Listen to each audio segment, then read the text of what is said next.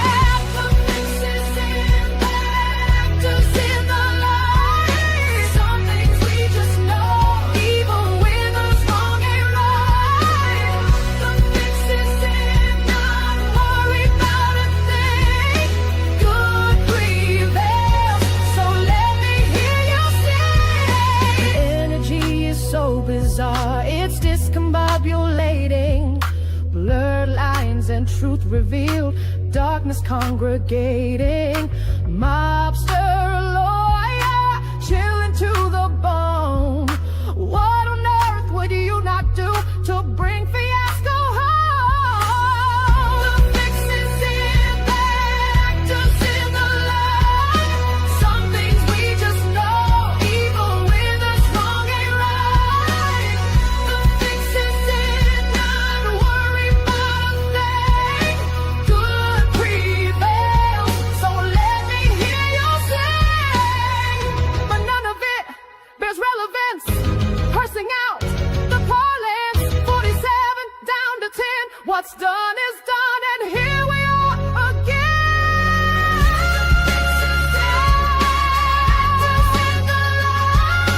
Some things we just know, even when the wrong ain't right. The fix is in, not worry about a thing.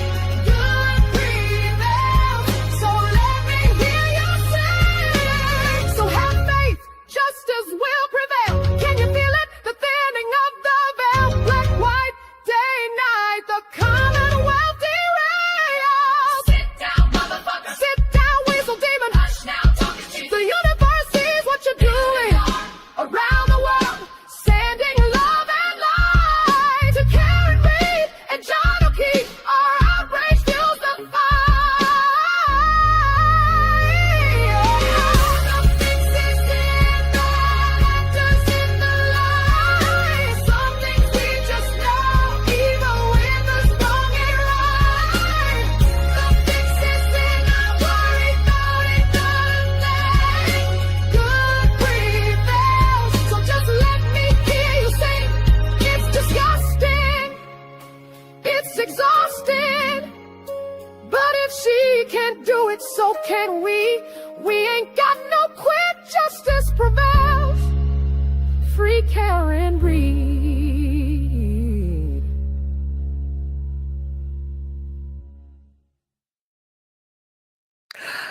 Hey, Shorties, what's up? Hi, Buster's here, Poppy's here.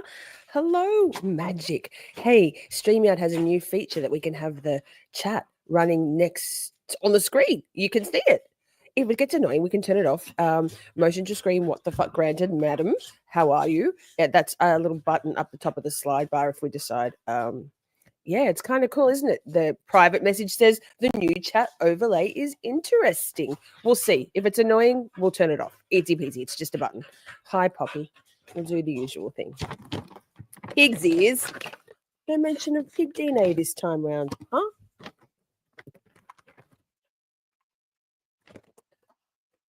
No panting, just crunching. I have my shunned one, Miss Shorty earrings on. Oh, my washing machine's ending. It's a whole vibe every time. I have a few pairs of these. I haven't quite worked out how we're going to give them away. They're to give away. So we'll put our mind to it. First up, there's a poll. Feel free to vote in the poll. Hi, Natalie. Good to see you. Motion to scream. Colors. I saw Nicholas is here but lurking. He forgot about the prompt to go hashtag lurk. And then it's cooler, even cooler. Hi, AJK. Thank you. Shelley, hi. Steph, sit down, weasel demon. Like literally, that song is in my brain 24/7, like all the time. All the time. It's my highest ever viewed song. Share it around. It's a bit of an anthem. I like it more than I love OnlyFans, so there's that. High grass is green enough. Crunchy, crunchy. Nicholas Ticholas. There it is. Clerk of the Year, 2027. Currently pursuing. Love. I'm currently pursuing a legitimate professional YouTube business. We'll see. I'm the worst grifter ever. Clerk of the Year, welcome. Shelley says, the sheriff just sped by my house, lights and sirens. Eek. Yikes. Yikes. Okay, is that everyone that I've said hi to? I probably have missed people, but hi. Happy Saturday for y'all. Happy Sunday for us in Australia. Happy end of week 5. Still weird. Still weird. Did I say hi, colours? Yes, I did. Okay. I think that's everyone. Holly, of course. Hush now, weasel demon. Well, you know what? That song. So I don't get a lot of time to watch Lady Zelda Kelly, but she's amazing. And I happened to, on replay, watch, I think it was her last Saturday night live. Anyway, a recent one. And within the first, like, and I already, it must have been, Saturday night. It must have been after our Sunday live stream, I'm pretty sure. And after the internet disaster, sidebar, thank you so much for your patience last weekend. Oh, we have internet. We have Wi-Fi. All is well in the world again. Sidebar. Anyway, so I switched on just my chill time after the live stream, switched on Lady Zelda Kelly. And she's sometimes in our chat. And she was talking, as we do as YouTubers, lol. And she was saying the fix is in. And she has a soundbite that says, sit down, weasel. And she said a couple of other things. And I wasn't necessarily going to write, I had an itching to write a song. Wasn't necessarily going to write a free Karen Read song because, well, the playlist for my Karen Read stuff, ours, including Sidebar, is quite comprehensive now. I think there's 6 or 7 songs in that playlist. So, I mean, we've almost got a whole free Karen Read album, right? But I couldn't not. It just suddenly, the fix is in. And Mobster Lawyer, we'd been talking about in our streams about, the relevance of Hank Brennan and why Hank Brennan. I still think he's throwing the case, just saying. So there came that song. It just, again, as it is always with me, I wrote it in about like 10 minutes, maybe 15 minutes, the lyrics, just, and then it was the first iteration. And I sent it to my wife, Steph, and she was like, oh my God. She loved the Weasel Demon also. So all of that, sending love and light. So it's a bit of an anthem. If you have people who are also free Karen Read or perhaps need some convincing, send them that song. Let's get it up to over 1,000 views. It's got 820 something at the moment. So all of that. Thanks for coming to my songwriting TED Talk. Replay crew, hi. If you are watching on replay, thank you. Please hit the like, come and subscribe. I've turned off subscribers only mode in the chat because I thought I don't want to gatekeep. If you want to come in and talk, troll, join the community, whichever, come on in. But replay crew, if you'd like to watch the live chat replay separate to what's on the screen scrolling right now, it's easy. All you do is swipe left on the comment tab and it gives you the option to do live chat replay instead if you're watching on your tablet, iPhone, Android, whatever. So that grifters over drifters, we ain't got no grift around here, mate. I'm running at a loss. I give more to other channels that I even remotely make here. So poor Shorty. As always, any money donated to the channel, coffee, buy me coffee, wine, buy me wine. Super chat, super stickers, gifted memberships if you join, Cash App and PayPal. Is that all? I think. Goes in the draw. Your name will go in the draw for a Miss Shorty merch top, t-shirt or top. This is the last 3 weeks. Slim pickings, y'all. We've got about 10 names in there. I'm not going to be trying to push the money thing, but we'll do a draw next weekend, I promise. Cool merch. So many things. We have Grave Concerns merch, Rehome the McAlberts merch. Come on now. And all proceeds from the merch store go to paying my beautiful mods. Free Karen Read merch goes to Karen's Defense Fund. We're making a donation of $100 for the last month to Karen's Defense Fund. I've got to do that. I'll do that after the stream. It's on record. Hi, Debbie. Good to see you. Wait, where is it? Hi, Debbie. Hi, Debbie. Hi, chat. Hi, Debbie. Hi, mods. Hi. Butterfly's here. Pammy's here. I have grave concerns over the lack of names in there, y'all. Same. I mean, it's great odds at the moment. If you see Mary Flynn on these YouTube streets, I still need to get her choice. She won about a month ago. I still need to get her choice. Does that say Mary Flynn? No, that's Mr. Meathawk. Got his. He decided to go with a hologram sticker instead of a oh, it's here somewhere. Mary Flynn. Mary Flynn. Shout out Mary Flynn. Tell me which top you want. You won about a month ago. Everybody else is getting theirs or got theirs. So, Timberman, hi, good to see you. Simmy's here. Lovely. Hey, I've got some fun stuff lined up. I broke Motion to Scream What the Fuck Granted. She's been doing all of my work for about a month, 2 months. So I've only got about 69 tabs open on my second monitor. This should be interesting. I've got some vague timestamps before we get into it. So we're going to recap the week that was. Short week in court, long weekend on Cape, right? And then at 9 Eastern, hi Micah, good to see you. At 9 Eastern, so 11 a.m. in Melbourne, we'll have a separate stream because our 13th juror, Salty Sleuth Investigates, will be joining me and joining us. Oh, I've got to send you a link. Shit, I'll do that. Salty, I'll send you a link, I promise, to talk about where she thinks or how she sees things thus far, what she still wants to get her anywhere near beyond a reasonable doubt, and what she's hoping to see from the defense case in chief, which I guess will start next week sometime. So that, hey, if you missed my story last night, because we had an amazing stream last night, it wasn't a Karen Read stream necessarily. There is a little Karen Read section in there though. I'm going to timestamp it after this. But I told a whole story about finding a dog. No dog here. It's cute. I made a little video of it. But a little sausage dog called Blossom found its owner pretty quickly soon after that. Poppy says, I'm your number one girl. Okay, I've got some fun stuff to start. Oh, excuse me. Enthusiastic and coughing with enthusiasm over my beloved Blossom. May she go back to her owners like she should. I'm sure you guys have seen this, but this one had me lolling all around the place. All around the place. Wait, but yes.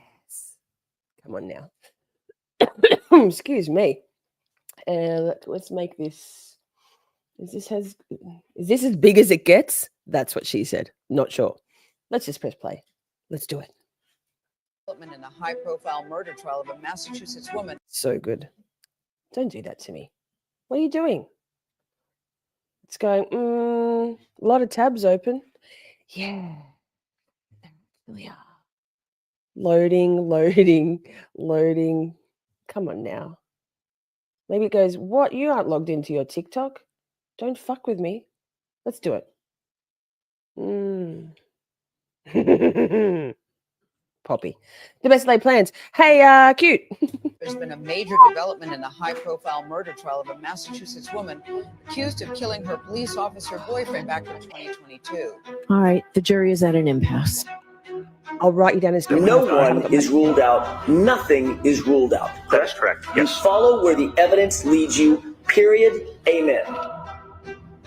The nastier it gets, the more I know that we're making an impact. My job, our job as a team, is to get that truth out. I feel safer that people know, because if anything ever happened to me or someone that I love, This one didn't I have think a any lot of word. people would know where to look. I'm not going to sit idly by. Our team is never going to sit idly by. I've known my whole life, as does everyone, that there's not a lot of good in some people. She refused to conclude that John's death was a homicide based on the Commonwealth's presentation and their theory.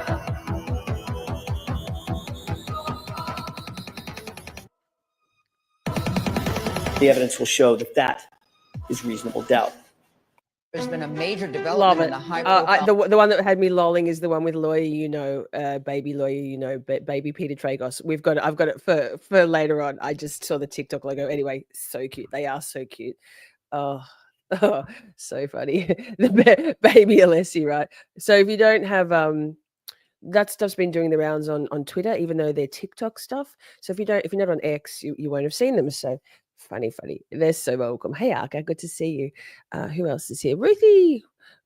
I you know what, Ruthie, I feel honored that I'm the only person who can allow be allowed to call you Ruthie. We shorten everything around here in Australia. Okay. Who else is here? I saw Laura's here. That's a hi too, Laura, but hi, Laura. So that's that. Wait, though. I thought we'd start off with some lightness because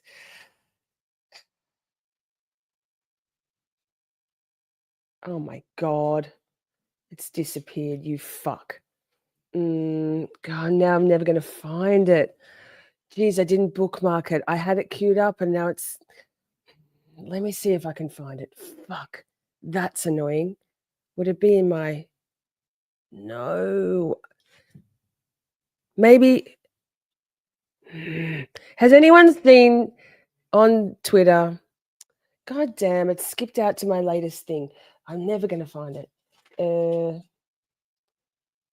Bukkake slideshow where it says, oh my God, it's so fun. While the video is playing, I'll see if I can find it again. I had it ready to go and it's jumped back to the top of my Twitter feed, which is very annoying.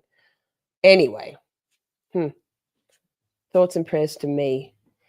What about this though? Hang on. No, wait. Yeah, Well's right, Lisa. There we go. Big screen. Big bad boy screen. Share this tab instead. You have to have seen this. If you haven't, it's life. It's everything. Wait, why is it? What's it doing? Make sure we got volume. Yeah, I'm fine. Why wouldn't I be fine? Rain, Memorial Day weekend, a nor'easter in fucking May. The trial's not fucking back till Tuesday.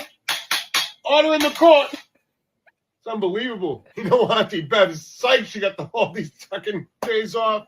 Fucking struggling here. I'm having serious withdrawals. Is that the Dunks plane? Oh, it's pretty cool. Oh. Hi, Laurie. Good to see you. Yeah, I saw that one. I'd seen it and then someone put it in the Discord and I was like, yeah, I can't remember who was that? Someone. Thanks, someone. I'm so rude. Wait, now I can't get out of the screen. Can we do this? Oh my goodness, imagine if I could. Phew! All right. Hang on. I'm disappointed about the Bukkake one. I'll have to find it. If anyone's on X and they know what I'm talking about, why didn't I? Well, it's a slideshow and it's basically all these photos of Bukkake with hilarious captions. It's just great. It's great. Now, okay, so Very relatable, right? It's like, what are we gonna do? What are we gonna do? Well, we can talk about it tonight. We can watch some stuff. So we've got. I've spent a lot. Like, there's a lot of recap and trial coverage from LawTubers, right? So I've got a. I've been this week. I listened to. God, it was like forever ago. I mostly listened to Andrea at the start of the day, and then, like, for the day, who? Oh my God, my brain. A little bit of Runkle, a little bit of, I did Lauren Lumber for Friday Night Frenzy, bit of EDB. I've got some stuff. Thank you, Shelley, for the I watched the Defense Diaries, well, Ali Motta and Melanie Little interview chat. I watched that this morning, and I think we might use that. Buster, please. I think we might use that in our salty discussion, but that's ready to go. But this is wait, what am I doing with my life? Nobody knows. Oh, I kind of know. Wandering, currently pursuing professionalism. So share this tab instead. Back to here. Ta-da! So this is just a little something that Rob from Lauren Lumber, I'm a massive fan. No in chat talks to me there. That's okay. I'm trying. It's hard to crack into big chats like that when you're a newcomer. I'm like,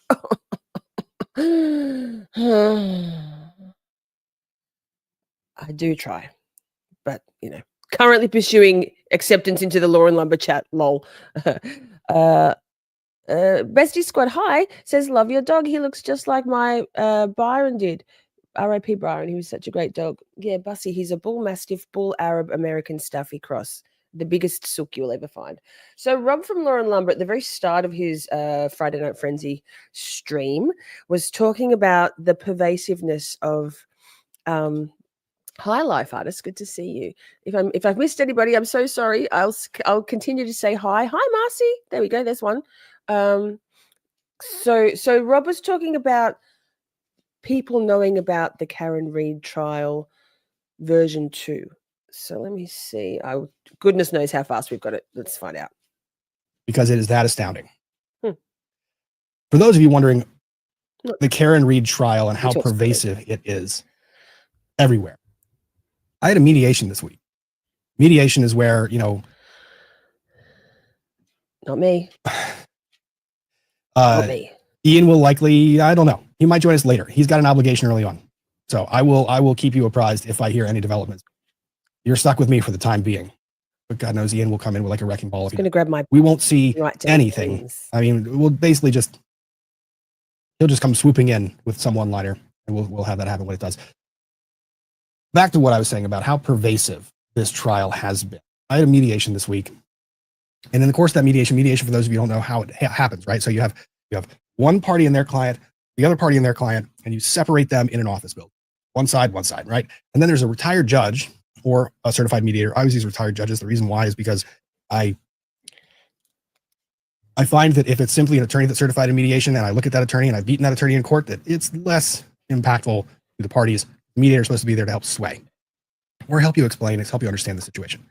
And the mediator goes back and forth from one room to the other and explains the position. You start narrowing down the issues and seeing if you can get a resolution. Well, during the course of this mediation, sometimes we do breakouts where the attorneys and the judge will meet separately and see where we are on things, where we can bridge the gap. Lo and behold, it comes up somehow about this KR Retrial. I asked, has anyone seen this trial? Opposing counsel, no clue. Judge, oh, that is wild, isn't it? The retired judge who's been watching this. And I said, it's been pretty interesting. So are you watching? I've watched bits and pieces. And he goes, how about that expert? And I was like, which one are you talking about? And he looks at opposing counsel and he says, there was an expert in this trial who completely just said he had a degree, but didn't. We'll get to that. It was really interesting that how many people are watching this trial, especially the different parts of it, and chiming in on it and listening to the evidence. And a trial that at first glance seems to be something simple, right? You wouldn't really think that a trial like this would be the most significant thing that you'd be watching. You're going, all right. And then you hear some background stories of it. Some of the background is going, there's a conspiracy. This is all a cover up and there's all this other stuff. And of course, every lawyer and every jurist, every person who's ever watched trials is going, I've got like a Himalayan cube of salt Thanks, factual lie. to go with that story.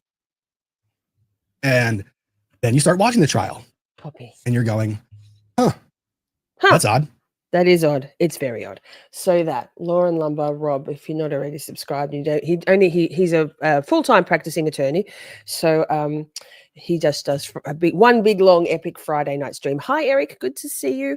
Also, I forgot to. There we go. Hello, Eric. Hello, Eric. Hello, Eric. So. What do we got next? Let me see. Okay. This is also ShaNon Burgess. What the fuck, sir? We'll just have to see. Whoa, that went weird. What's going on? I think it's a little bit of potluck. I have all my tabs in order. We'll find out. Let's find out together whatever this is. After reviewing this report, Yikes, trigger alert, you warning. told us you then engaged in further study for synchronization. Yes, I did. Did you call me on May 7th? Yes. Okay. And what were you told to do about a report? On May 7th? Yes. Sure. So that was finish the report and submit it. Not me. Did you? I did. When did you submit it? May 8th. And do Rob you know that comes it was back in a second. provided There's a to the point defense by to this. email on May 8th? This method of my madness. Hang on. Okay. I'm sorry. The stream got glitchy for a second. Give me 1 second. You can take that down and turn that off, please, for a moment. After reviewing this report, I think it you was told a us rough you then timestamp. engaged in further study for synchronization. Yes, I did. Did you call me on May 7th? Yes. Okay. And what were you told to do about a report? On May 7th? Yes. Sure. So that was. So I'm just going to say there, when Brennan asked him, what did I tell you to do with that report? And he goes, on May 7th? Like what? How many other calls are there? Like how much conferring are we doing while the trial's on? Like, yikes. Finish the report and Thank you for submit being it. here, everyone. Did you? Oh, for fuck's sake. Did I do that? Finish the report and submit it. Here. Let me speed him up a little bit. Okay. He talks so slow. I did. And when did you submit it? May 8th. And do you know that it was provided to the defense by email on May 8th? Wow. Wow. Okay. Hi, Carla. Good to All see right. you. So let's recap between argument made during the motion, testimony that was offered in response to Mr. Alessi, testimony that was offered in response to argument on motion. Quote, we received this report on May 8th. I was surprised to receive it. I welcomed it. We turned it over on May 8th. That was the statement. That was the statement. 2, Alessi.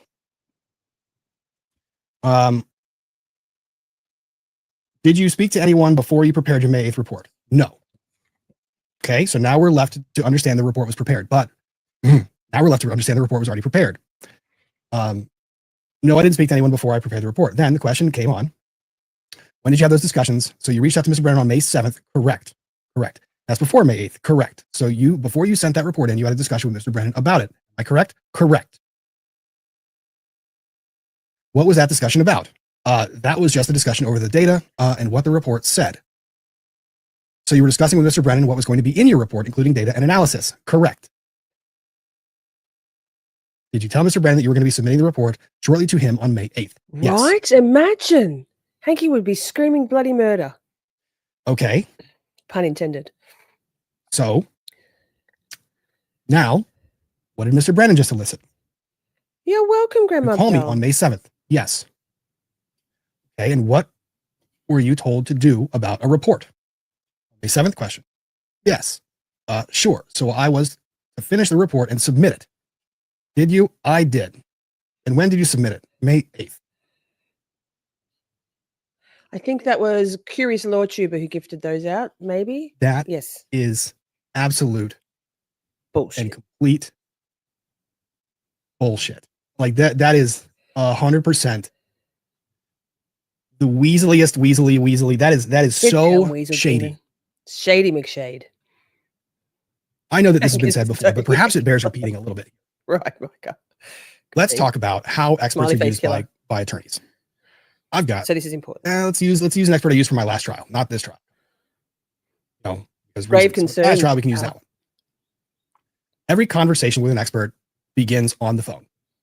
Why? Because when I have a phone call with an expert, there's no documents that are produced to turn over. I don't have to memorialize that discussion. I don't have to put it in writing. I don't have to do anything. Exactly. Doesn't matter if you're on Right now, it's just a discussion, which means it's not discoverable at that point in time. The first conversation with the expert is always several different things. One, it's trying to find out if you're going to retain the expert.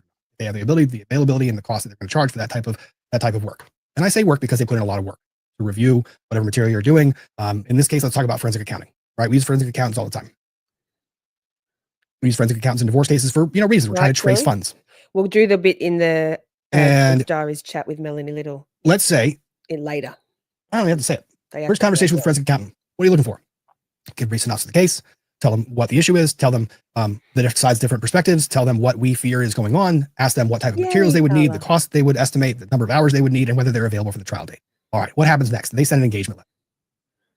Okay, so you sign the engagement letter. At that point in time, they are a retained expert. Thank you, Steph.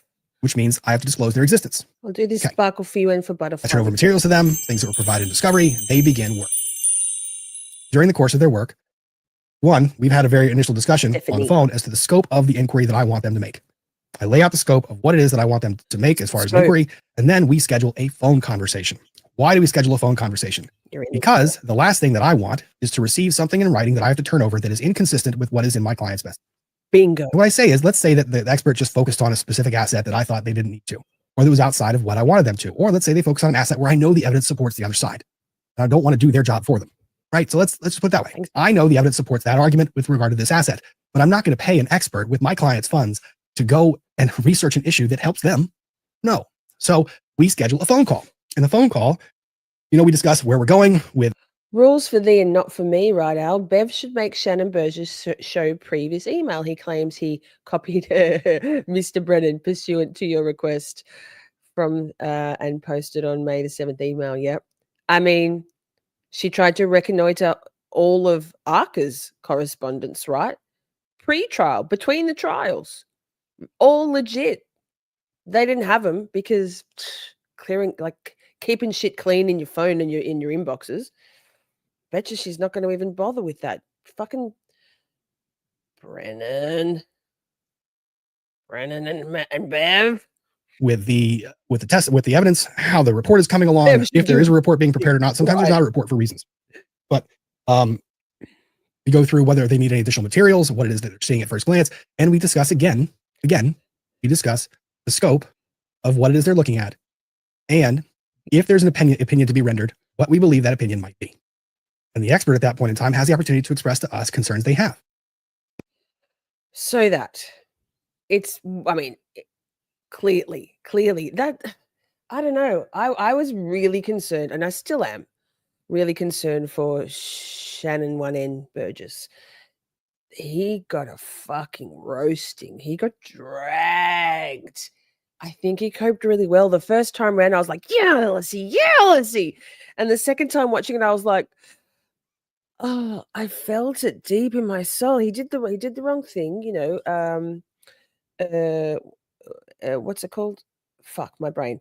He lying on your resume is not just a typo. This is full bullshit, right? I think he all it really showed were his flushed cheeks. He handled it pretty well. Like, fuck. All those idiot anti-Karen Read people say, it's just a few typos. What does it matter? It's just LinkedIn. Oh, you guys are missing the point. We'll get there. What do we got next? Let me see. Oh, now, let's go to something a little bit funny. And thank you to Motion to Scream What the Fuck Granted for this one. Is this it? Yeah. No. Wait.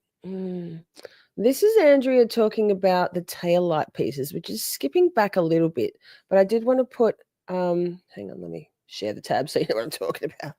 I did want to put this in because there's a Shady McShade still to come in the week, even though this was at the start of the week. This was day 18, so Monday.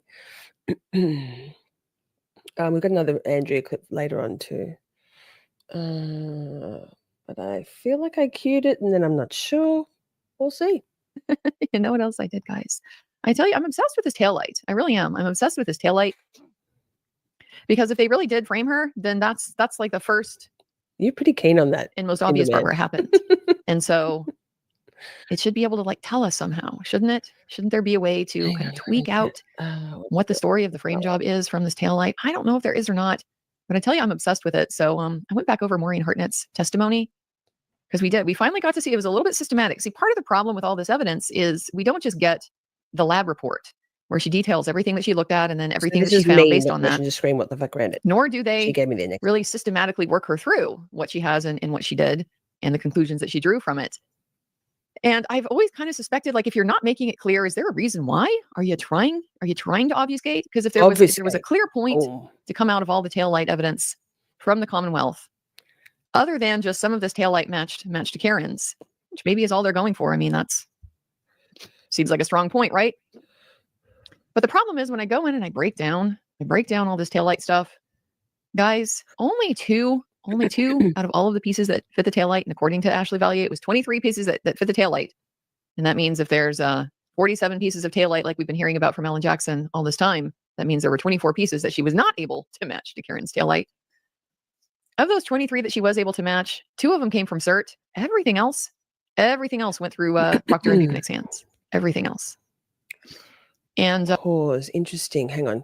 True Crime Butterfly, because you're a new person to the trial, right? Butterfly, you didn't watch it last time, so you're with Salty on that. In my opinion, the Commonwealth still hasn't convinced me she's guilty. The tainted evidence alone is still reasonable doubt for me. Yeah, I mean, by all accounts, there's only Judd left as witnesses that the Commonwealth is going to put forward. So he's tainted. He's tainted. Aperture's tainted, right? I think the jury is going to be looking at that all with a real side eye. So, but you can see a possibility, Butterfly. That's interesting. Hey, hi, Smarter Hari. Yes, preparing to be dazzled and amazed. Yes, I'm looking forward to it. I've been missing me some Yannetti. I bet your motion to scream what the fuck Reddit's been missing some Yannetti. He's some stupid God, those anti-Karen readers on Twitter. Last time round, I managed to mute all the big account, all the accounts that were tedious in their gaslighting, logical fallacy bullshit. And there's a whole new flock of them now, and I'm like, ugh. I just generally write lol on their stupid assertions. Lol. And then wait, anybody in the Twitter world? There's this account called Henry Blue that I hadn't seen before because I don't often scroll on Twitter. Hard pass. It's just yuck. Yuck. But there's all these people that think this Henry Blue account is Karen Read. I'm like, I don't think she's tweeting. They're so ridiculous in there. Like, okay, Karen, go and buy some more Grey Goose. Okay, dickheads, calm down. Karen doesn't need to be tweeting under a pen name called Henry Blue. Silly. Tainted evidence is reasonable doubt. Exactly. There's so much, but also pressure washing, so can't hear anything. Nick, thank you for being here, albeit blind and deaf. Well, no, let's go back. And of course, the problem with the What search about John's arm, is though? it wasn't documented at the time. It wasn't taken into evidence at the time. Butterfly. All of this John's evidence just arm, ended up yeah. in miscellaneous bags, along with the stuff from the planned excavation on February the 3rd, and then that piece that Chief Berkowitz found on February the 4th. Hi, Dave. These all just ended up being booked into evidence by David DeChico on February the 4th. There's no real chain of custody or anything like that. Timberman, I think Brennan will call Proctor just to be able to say they're not hiding him.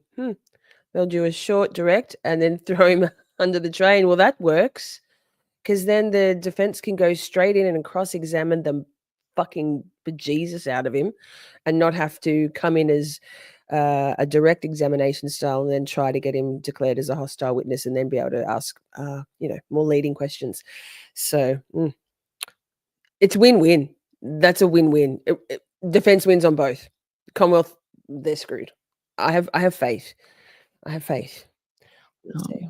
But before that point, Another thing that I found was interesting in those early days, the piece that CERT found, the piece that pieces that were found on December the 3rd, and then the piece that Berkowitz found. 7. Hi, Those are 7 Tony. Good to pieces see you. that matched to Karen's tail light.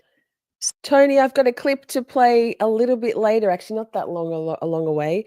The clip of where Burgess and Alessi broke Kurt, where and he's just going, "Oh no!" From day 19, I think. So funny. I was watching it this morning. I'm like, I have to find a clip of Kurt, and it was just like, mwah, chef's kiss. So thanks for stopping by. So out of 23, that means 16 of the pieces of Karen's tail light were Right, Holly Street, right? I've been watching those clips too. Have you noticed how cooperative Bukkake was? Yikes. And who knew Fanning looked like that? Like so many, wow, mind blown. They're just pre-motions hearings. I think it's August that the Brian Walsh trial's slated to start. But they got his defense attorney's got his Google searches. They can't be admitted. Had them my brain's not working. Very good attorneying. Yikes. Those shady McShades. were found after February the 4th. Lord February the God. 4th is when they tell us the snow's melting. We saw those pictures. It was raining outside. The snow's melting, and yet like more than 2/3 of the plastic from Karen's tail light, including some of those great big chunky pieces, those weren't found until after all that. After the snow had melted, after the snow plows had been through a quadrillion times, yada, yada, yada. Okay. What do we got next? Oh, here's a little bit of mainstream media bullshit for you.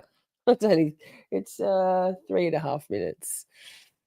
This was from, this was from, I think it's 4 days ago. So I think this was maybe after day 19. We'll see. I'm sure she'll say so. Welcome back to ABC News Live. First, a DNA analyst is on the stand right now in the Karen Read murder retrial. The defense asked a separate DNA analyst earlier today about DNA testing Ruthie. on the hair She'll found just on say the it. tail light I love of the her. SUV. His testimony comes after the judge decided to allow new evidence into the trial. Reed, you may remember, is accused of hitting her Boston remember. police officer boyfriend, What a John beautiful O'Keefe, photo. with her SUV outside of a house party. The defense Pause. Look at that beautiful photo. Fuck these anti-Karen Read people on Twitter. God, they're just grasping at straws. There's a picture, I think it's just a screenshot from court of Bill Read with his head down, like he was obviously, who knows what he was doing? I don't know. Stretching his neck, looking down at his lap, looking at his, I don't know what. And they're like, Bill Read's a broken man, blah, blah, blah. His murdering daughter doesn't blah, blah, blah. I was like, oh my God, based on what? I just said, based on what? What's the basis of this assertion, this ludicrous assertion? That's my new catchphrase, ludicrous assertion. The defense argues Reed dropped him off and left without incident. The prosecution now says it can account for several crucial seconds of the night O'Keefe died.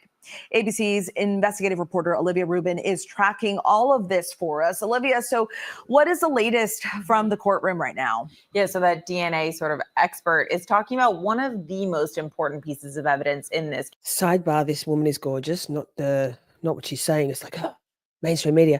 Perry, the hair was more than likely planted too. You reckon? You reckon? the magical hair that went on the ride of its lifetime and then through a blizzard.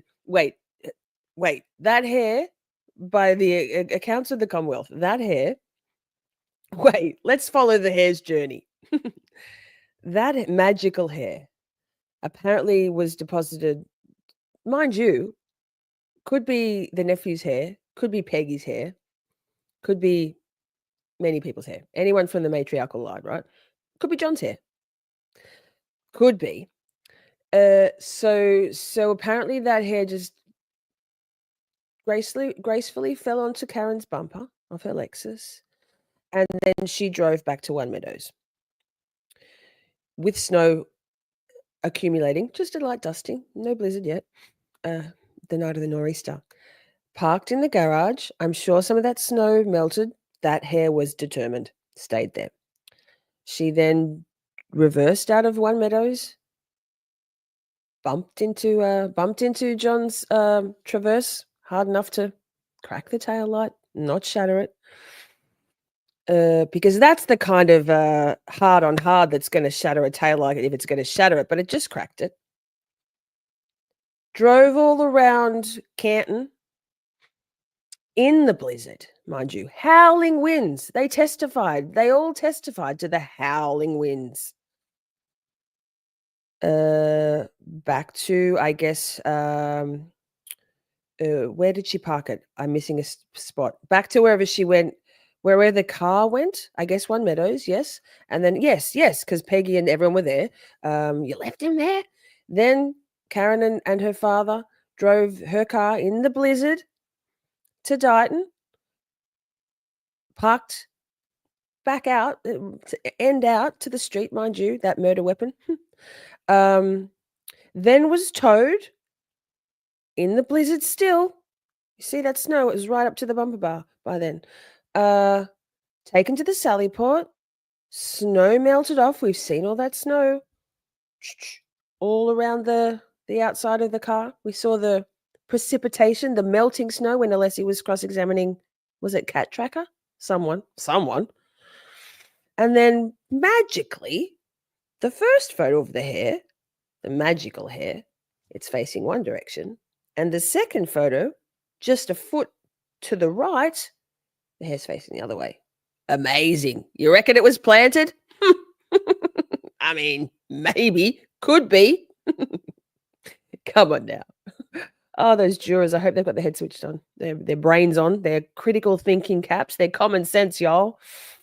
This case, which is that hair sample that was found on the taillight of Karen Read's car. The hair ain't got no look, Shelly. This is what we need.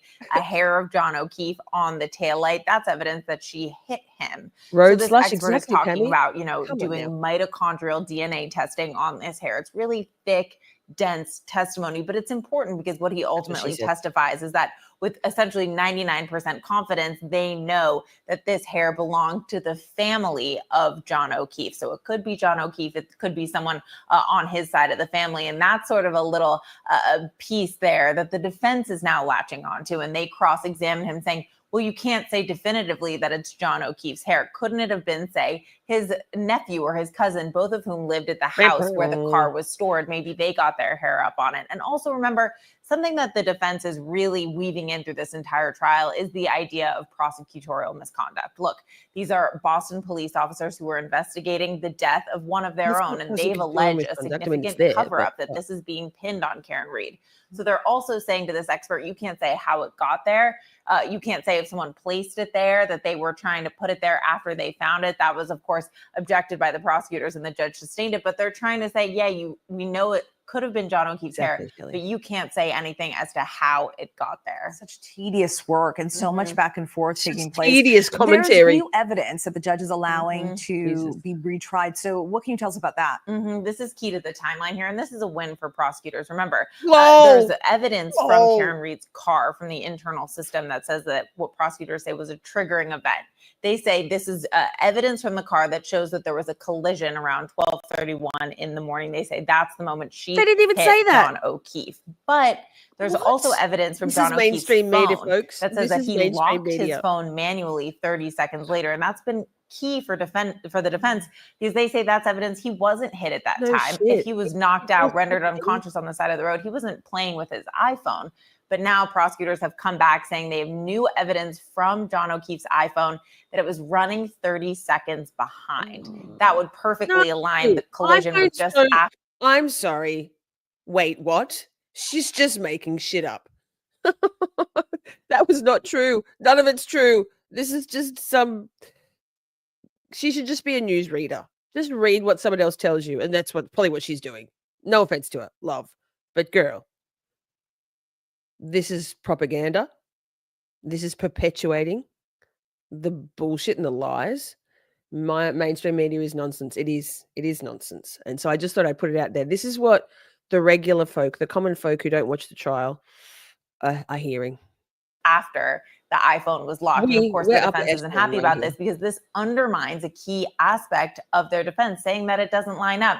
Now they say they're gonna have to go back, re-question witnesses, ask them again about this new evidence that the judge let in. Again, a win for the prosecutors. This is just extending more and more this whole process every second. Okay, that's enough now. I can't with you two. Okay, let's look at somebody else who's got a bit more of a perspective. Again, I'm pretty sure I've got this queued up, but it's a whirlwind of tabs, thoughts and prayers. I will try to be professional. something, ShaNon Burgess. We're back. How fast have I got it? Normal speed. Sir, is it doesn't though.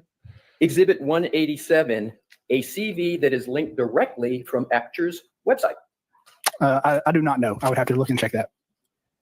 So as you sit here today, you are not able to state whether that CV is linked directly from Aperture's website? Correct. So this is a third example of a document that incorrectly states that you have a Bachelor of Science when you do not possess that degree, correct? It has errors or outdated information, correct? Well, when you Outdated, brother.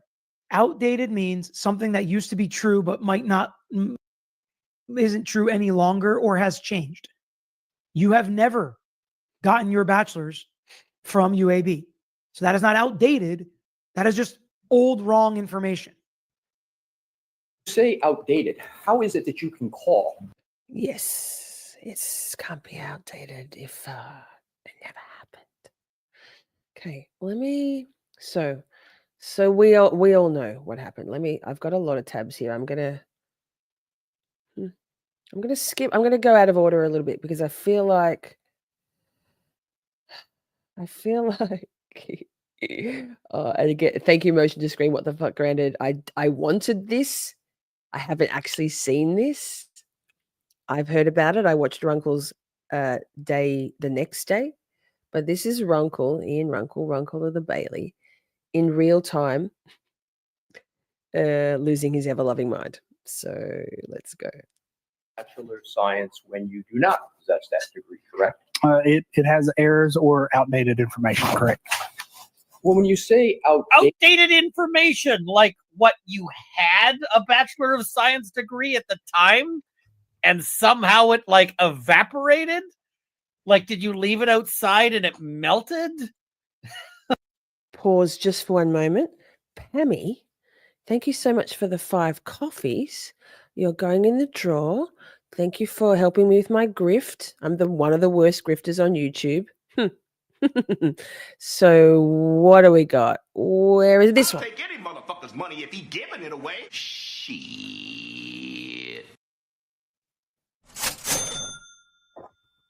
You're in the drawer, Pammy. Thank you. Like, outdated information? How's it outdated?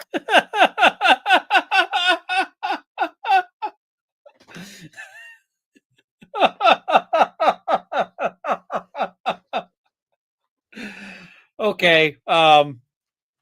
States that you have a Bachelor of Science when you do not possess that degree, correct? It has errors or outdated information, correct? Well, when you say outdated, how is it that you can call a date outdated next to something that you don't possess? I don't understand your question. Well, you just used the phrase either incorrect or outdated. I'm trying to understand your statement that it's so outdated. Isn't it either you have a Bachelor of Science degree or you don't? Isn't I have represented I do not have a bachelor's degree. But in here, it's represented that you do, correct? Yes, it is an error, yes. So how's that outdated? Let's look at what the name is that are on these documents. It says Bachelor of General Science in Mathematics and Business Administration. Do you see that, sir? I do. Are you aware that there's no degree at the University of Alabama, Birmingham, called a Bachelor of General Science in Mathematics and Business Administration? Yes, I am. And that is one of the errors I've.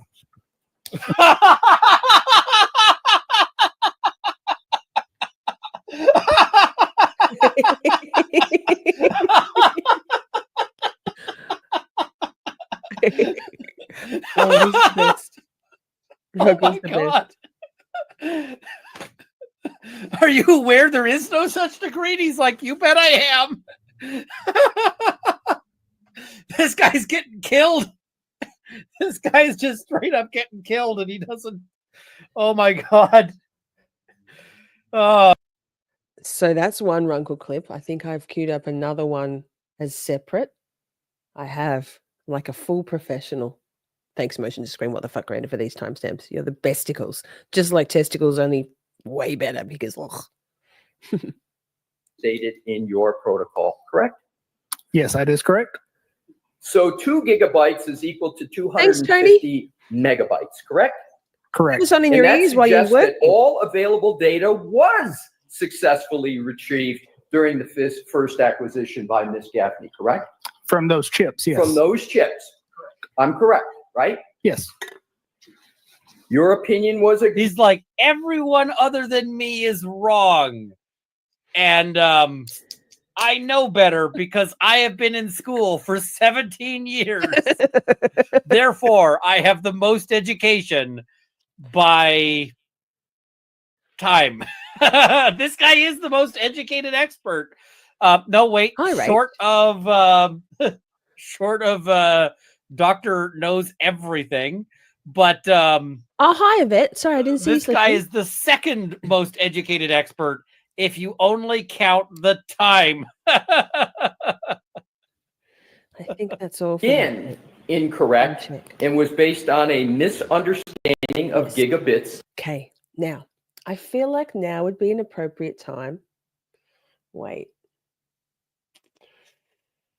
let me see where I put it. Yikes, that's what he said. Is it this one? No. What am I doing? No, I don't even know what that is. No. Oh, hang on. I know you can't see what I'm doing. I can. I don't quite know what I'm doing. Okay. This is even fun. I think this is even funnier. So Kurt, Uncivil Law. Tony just left the house. Tony's one of Kurt's mods. This is just an 11-minute video that Kurt or Miss Mandy Reacts, his producer. One of them have clipped. Enjoy. Just watch Kurt in real time. So this is the morning of the second day of cross of Established captures a precise moment in time that's easily compared between the two devices, correct? Correct. No. Now, according to your own table, oh no, there are potential offsets of reading in the far right-hand column. Oh no. 2 seconds. No. What? No. This broke Kurt. It's so funny. 1 second, 2 seconds, Oh, 1 no. second, 8 seconds, 16 seconds, and 21 seconds, correct? Correct. And yet, yes, Steph, you failed to apply this variance to the infotainment time on the Lexus Look at Kurt's face. He's like, with the text stream event 1162.2, correct? Correct. May I explain? If you can explain this, I'll be amazed. What the idea in principle is that you had two clocks that are different. This is not too hard to understand. They're two independent devices.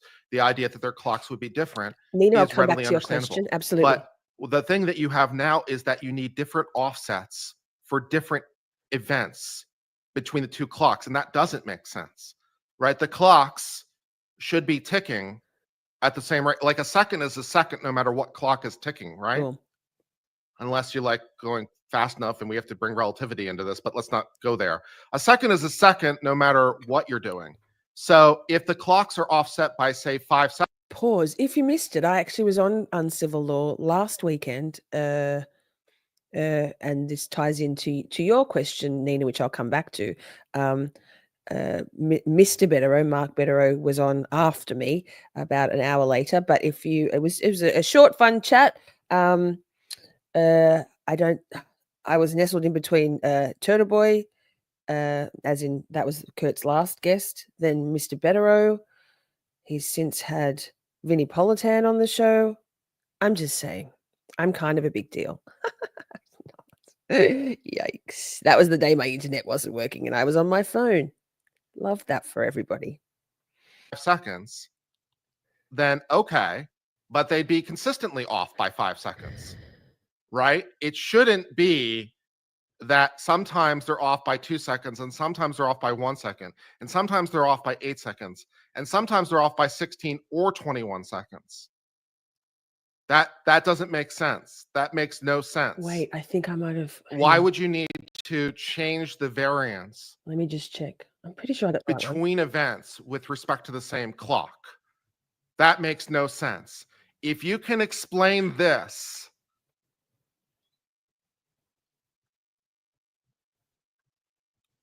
okay, explain it. Make it make sense. Okay. My mind is open. Pause.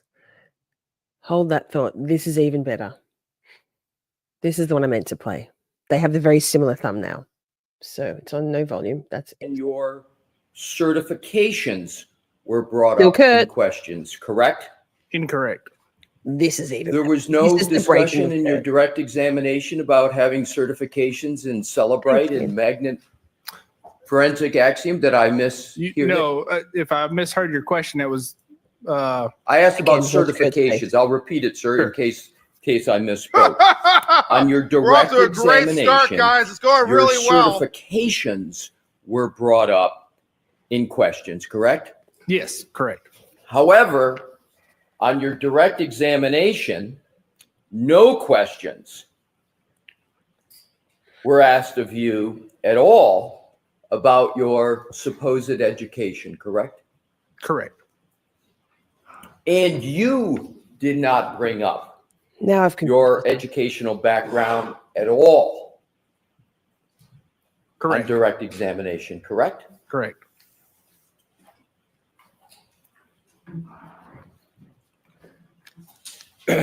A forensic examiner This is must prioritize accuracy, correct? Correct. A forensic examiner Let's speed it up a little. must prioritize reliability, correct? Correct. Both are important. Correct. Watch Kurt. Criminal proceeding we're in, correct? Correct. And therefore, accuracy and reliability are Yeah, it's a especially criminal important. proceeding we're a in criminal multiple case, senses of as the word. opposed to a civil. That's. I was laughing at it. I was laughing when he said we're involved in a criminal proceeding because we're not only involved in a criminal proceeding, we're involved in a criminal proceeding. To Mhm. paraphrase Breaking Bad. Yeah. Civil case, correct? I think they're equally important in both, but yes. But they're certainly important in a criminal case. Correct. And accuracy and reliability are especially important when seconds and minutes matter Simi, as did I they say matter hi? and as Hi, you Simi. I testified feel like I to didn't. in this Hi, case, Simi. correct? Rude. Correct. You testified Yeah, last yesterday one that as the well. events on the timeline contained in your PowerPoint presentation that was displayed yesterday and presented to the jury were accurate, your words several times, down to the second, correct? Correct. For the Lexus, yes. For the Lexus. Yes. You said they were accurate down to the second, correct? Correct. Uh-oh. Let's take a look at your PowerPoint presentation Uh-oh. that you discussed extensively. Dude. Do you not know you're in trouble? Do you not know you're in trouble? When on cross, the lawyer asks like 2/3 times when he asks, your report is accurate down to the second. Isn't that correct? Down You're being to set up. the Run away. second. Run away hard. Oh my God. Oh my God, help. Oh my God, help. What now? Shit. Before the jury yesterday. Mr. Wool, could we please bring up And yet, slide you can see Ellis 32 when he's doing of this. the presentation Mr. Burgess discussed with the jury yesterday. And Your Honor, with your permission to publish, Okay. thank you. Mr. Burgess, pick your screen. Sure. Is this a true and accurate representation of your Oh, analysis of phew, Miss Simi. Reed's Lexus Phew. vehicle traveling to 34 Fairview Road and the O'Keefe residence? Yes. According to your timeline, Ms. Reed's vehicle powered on at 12:36 a.m. on January 30th. Correct? Here's the thing. I don't know, man. I think Hank's throwing it. It's too much. It's too much. He's not an incompetent lawyer, attorney. Hank Brennan knows what's doing. He knows what to do. He's been doing this a long time. It's too much. Nina says colleagues and universities don't let people carry their degrees indefinitely. No, they do not. His story is doubtful. He'll have to challenge courses taken more than 7 years ago if the curriculum progresses. I don't think he's been hit. Well, it came out on Twitter. Olivia Lambo called that university something UAB. Anyway, Burlington? I can't remember. Alabama? Yes, something. And he hasn't been enrolled there at all since 2019, I think. Correct? Correct. Now, hi, Salty. Is your timeline on this slide accurate I'll down send you the link to for the 9 second o'clock. as you stated in your direct examination yesterday? For the power on and off events, yes. You were just asked for the Can we fourth go time. to slide 33, please? You're just asked Mr. for the Wolf? fourth time. Is your report accurate down to the So we're going to go through Oh, a handful no. of slides, Mr. Burgess, just to give you a heads up. No. Is this a true and accurate representation of your analysis of Ms. Reed leaving the O'Keefe's residence at 5:07 a.m.? Yes, it is. And according to your timeline, Ms. Reed powered on her vehicle at sent you the link for 5:07:46 a.m. on January 30th, What fresh 2022. hell are we doing this morning? Is the time on this Thank you. slide Too early for this. accurate down to the second Oh, that no. you stated in your direct examination? No. Yes, according to the Lexus, yes. If we could go, You Mr. were Wood, asked to again. slide 34, please. And these are all your slides, correct, sir? Correct, they You are. prepared them? Yes. Is slide 34 a true and accurate representation of your analysis of Ms. Reed traveling Currently to pursuing the 6 Dighton years of age, residence Carla. at 12:25:01 a.m.? I'm sorry, 12:25:01 p.m. 12:35:01, correct. I'm sorry, thank you, 12:35.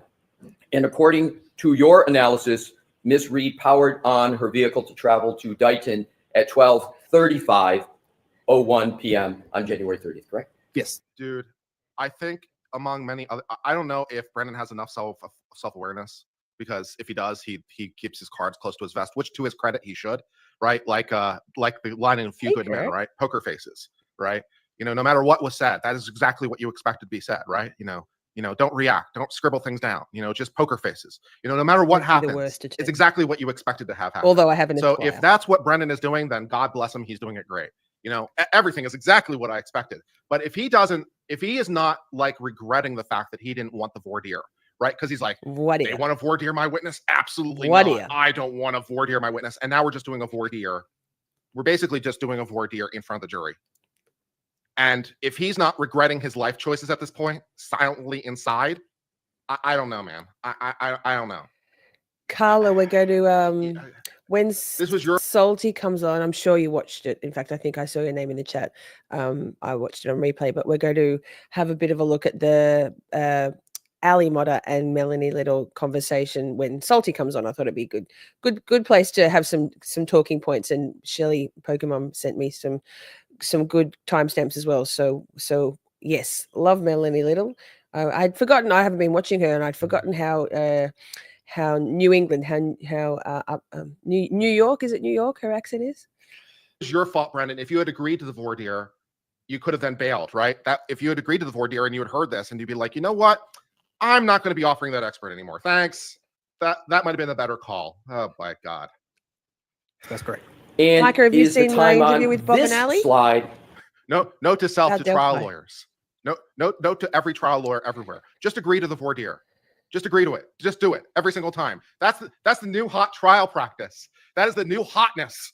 The new hotness. Old and busted, resisting the voir dire. The new hotness for the trial bar, agreeing to the voir dire every single fucking time. We're going to do I want the voir dire. It's wrong. All the voir dires forever. More voir dires. Better More than voir dires. voir dire, which they say in Accurate down Tennessee. to the second, as you Dire. stated in your direct examination Dire. yesterday. Long Island, New York. Yes. Slide 35, please, Mr. Wolf.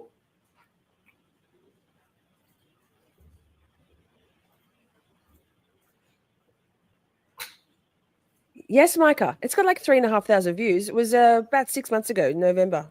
Is this a Before true the and shit hit accurate the fan. representation of your analysis of Miss Reed's vehicle being towed by the Massachusetts police I don't go vendor into from her Twin Starry's parents' chat anymore. residence There's in too many Dayton? flying monkeys in there. And Hates the pursuant Germans. to your timeline that you created here, Miss Reed's vehicle I still was watch. powered on at 4:11 p.m. on January 30th, 2022, and towed to the Canton Police Department, correct? Correct.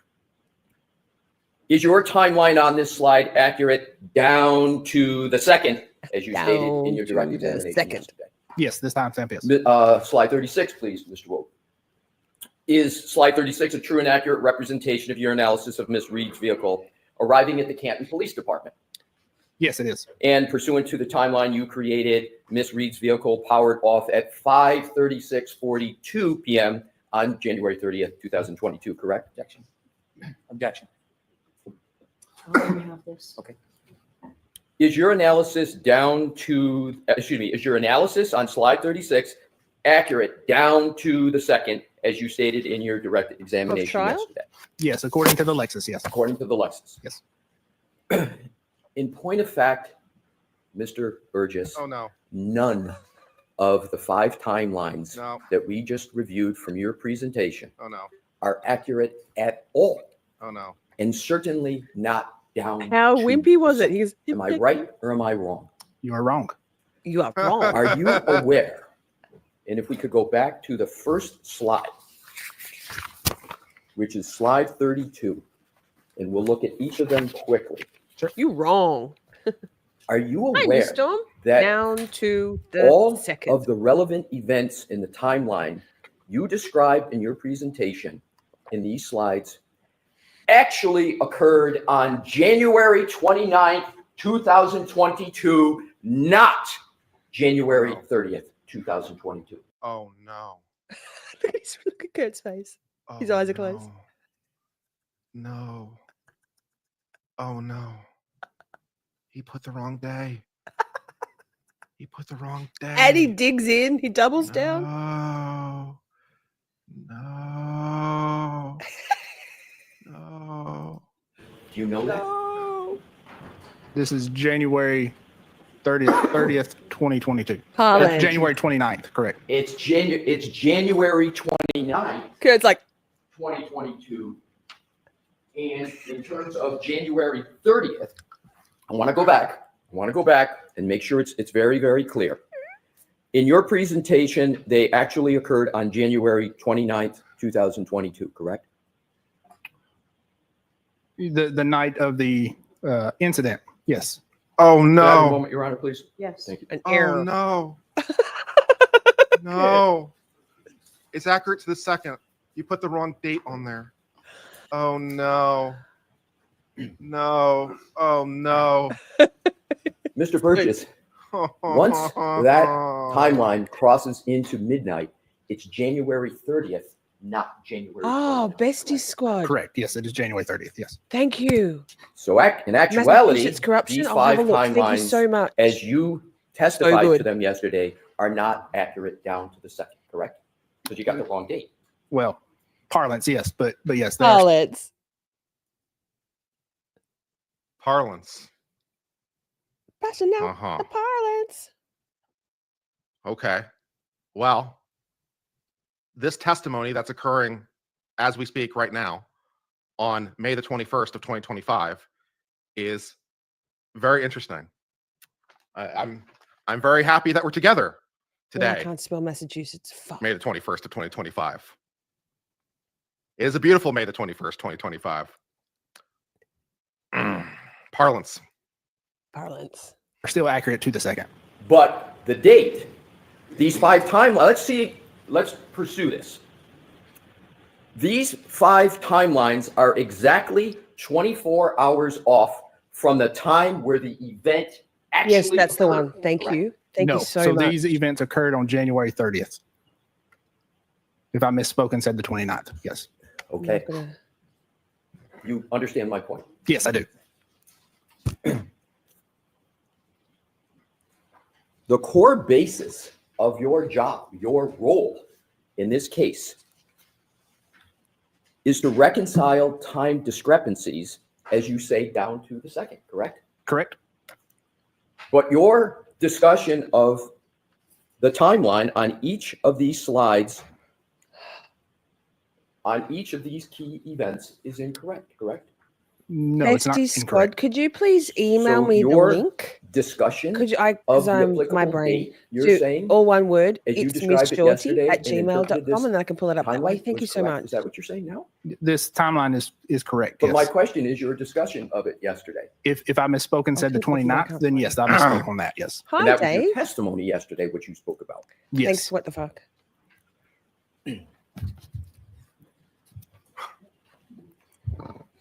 Let's turn to a different topic. Lights up, if we could, and thank you for taking that down, Mr. Okay. Oh, Your, dear. All right, it's fine. actually, to mitigate the inconsistencies that you analyzed yesterday between independent clocks, am I correct that your position? Yeah, DCD in chat says it's perjury. I'm not sure it is perjury. He doesn't know. For it to be perjury, he has to know that what he's saying is false. See, that's the difference between a lie and an untruth, right? For it to be perjury, he has to know that what he's saying isn't true. So that now I got to find where I was in the he did double down on and he said if I said the 29th, I misspoke. Like and then Alessi said to him, you picking up what I'm putting down, right? And he goes, yes. No. Now, let me just I'll take my wandering. Let me find what that because that tab was out of order because me, professional. Let me see. Walk and talk chat. That's Runkle. What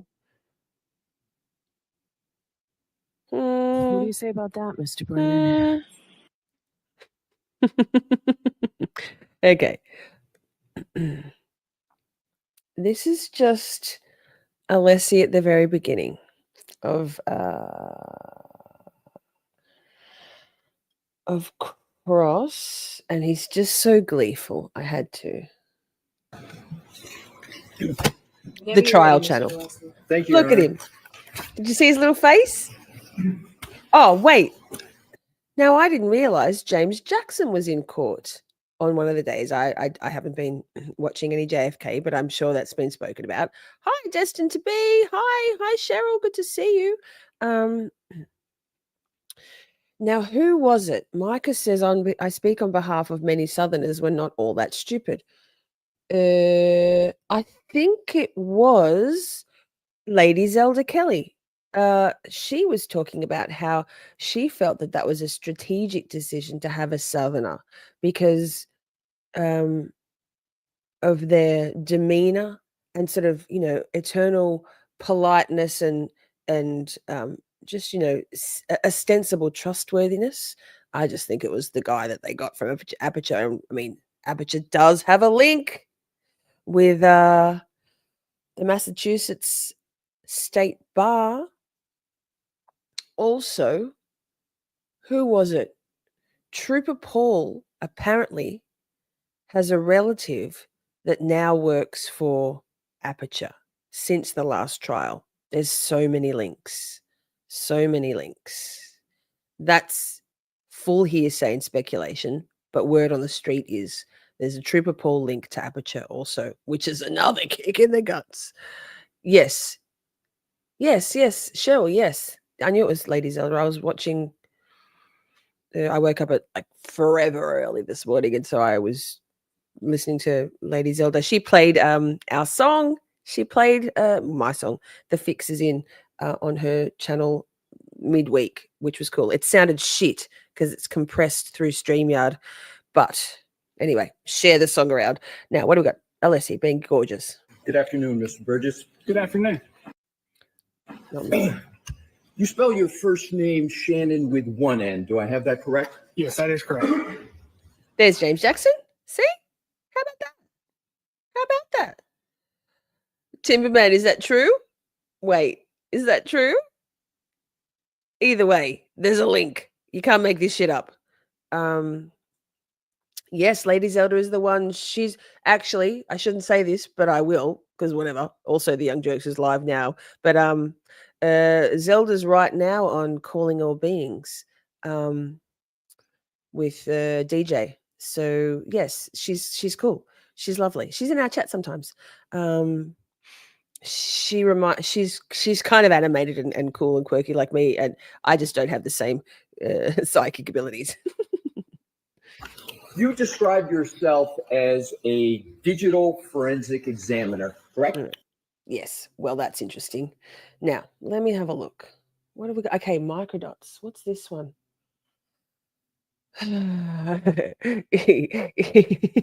That's all right. I'm already spreading misinformation and lies and speculation with my rampant just like, I think I heard something about something. Play it again. Play it again. Play what again? The song? He looks hot. Who's hot? Oh, James.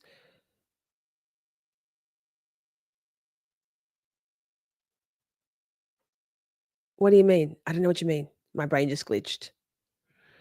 Cheryl, I do have some mild gift of foresight, but I gotta trust it. ShaNon Burgess is a licensed PI in Arkansas and Texas per Aperture's bio, which now doesn't have a hyperlink to his CV and no Bachelor of General Science and what was it? And all of the things and mathematics. No, they were his minors that he was never studying. MicroDots has been on fire lately. Let me see. Wait, it's deciding not to want to share the tab. Try again, StreamYard.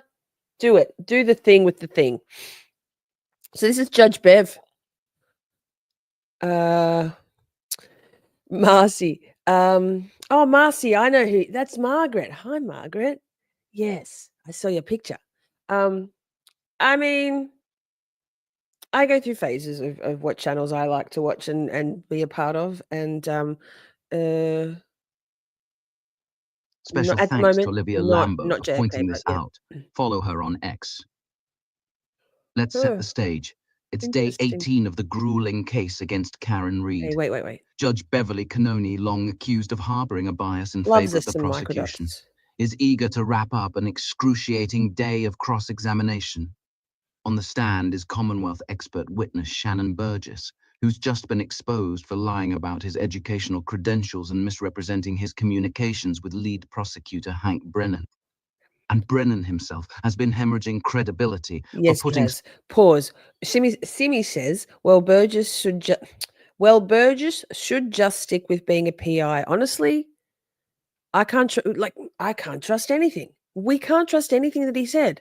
That's the whole point of impeaching a witness on the stand. If and he didn't just have one or two little like errors.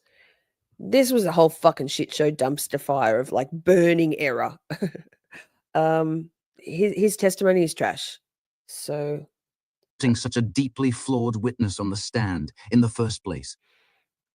Were you notified within the last 72 hours that someone from the defense accessed your publicly available or viewed your Good for publicly them. available LinkedIn I'm account? happy. No. But I just want to make sure that I am still held in the highest esteem of the no ShaNon. Yes, Nick. system.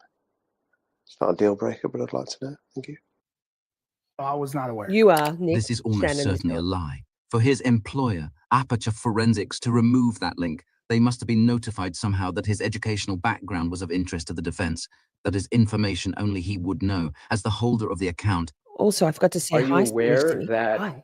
within the last 72 hours, that hyperlink on Aperture's official website was disabled? No, I was not aware. Are you aware that now if you try to go on that link, that you can't? Did you mean the guy with the kind of pointy face, Carla? That the guy closest to Alessi? I think that might be. I know there's a chick that sits there when Brennan's examining the witnesses. That's his, I believe, his what are they called? Law clerks. something legal assistant, something.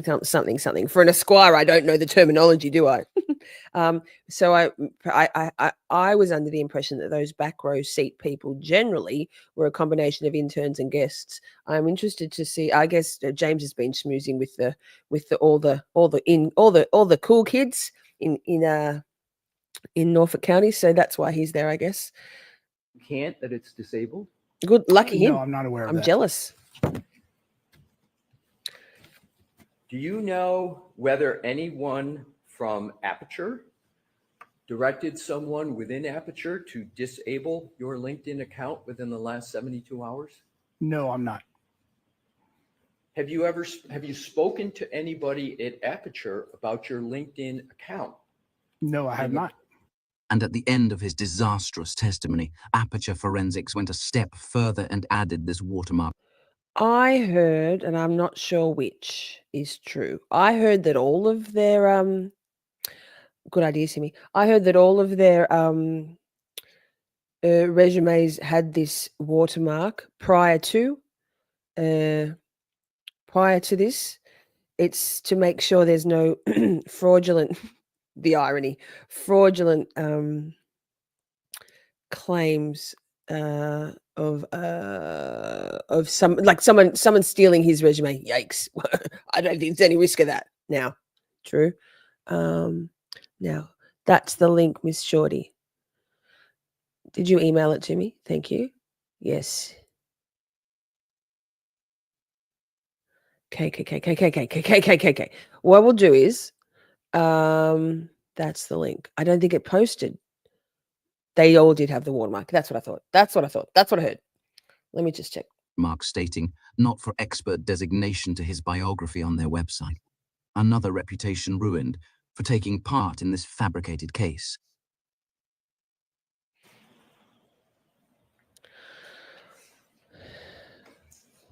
Burgess is experiencing involuntary facial spasms under the extreme pressure. Pause. If I did the Pause. You know I've made a short about this. The moment I realized that I could use my own music on my shorts was the moment life just got even better. I've got so many songs to choose from. Here we go. Watch his face. Some things we just know, evil with us, wrong ain't right. What'd you get? Fix is in, bad actors in the light. Some things we just know, evil with us, wrong ain't right. Yeah, Bestie Squad, because you're not a mod, it won't let you post it. That's all right. I'll see if I can find it again. Thank you so much. I totally understand. So let's go back to MicroDots. Let me see if I can find it again.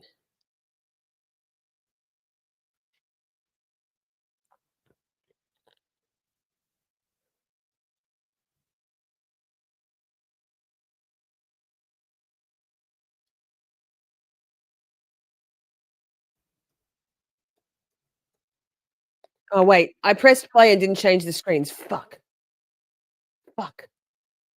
You can hear it, I'm sure. The various documents that There, we missed seen about a that minute. state Sorry, that you guys. have obtained the Bachelor of Science, correct?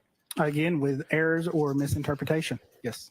Once Robert Alessi finishes dismantling the witness over his false claims about his credentials, he shifts focus to the larger issue at hand.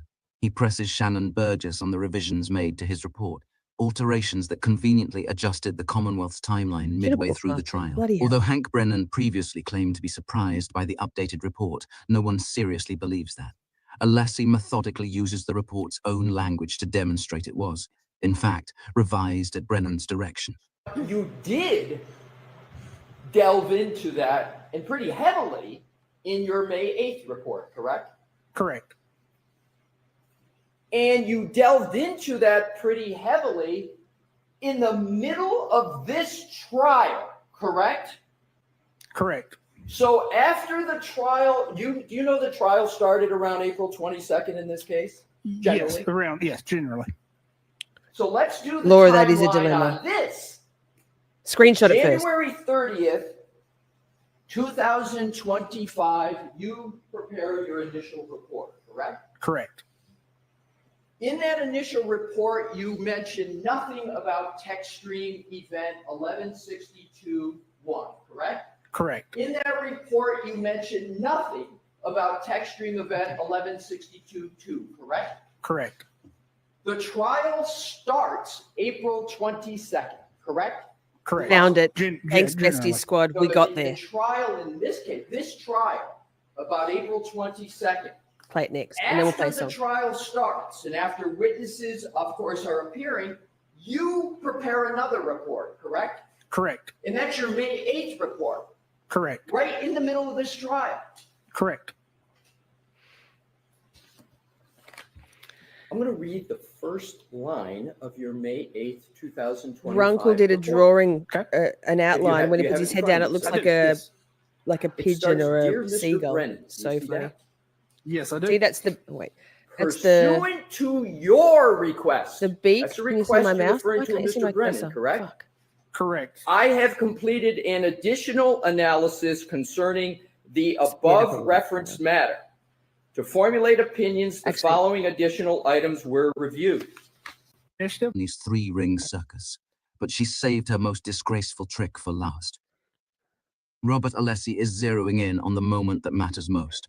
After methodically laying the foundation, he's now ready to challenge the discredited witness on the centerpiece of his revised report, a brand new finding that conveniently alters a critical segment of the timeline, introduced halfway through the trial.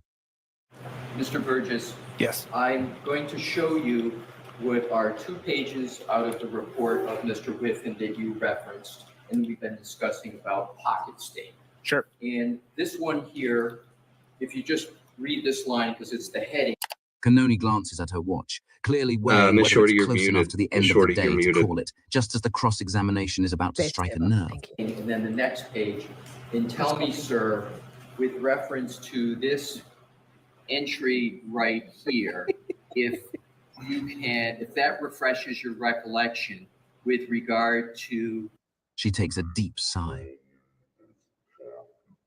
Now, we will play through what she does next once, then break it down. With regard to the phone of Mr. and whether it refreshes your recollection on any comments Mr. Whiffen made about pocket stain. Objection. I'm going to see it sidebar for 2 minutes on this. Okay.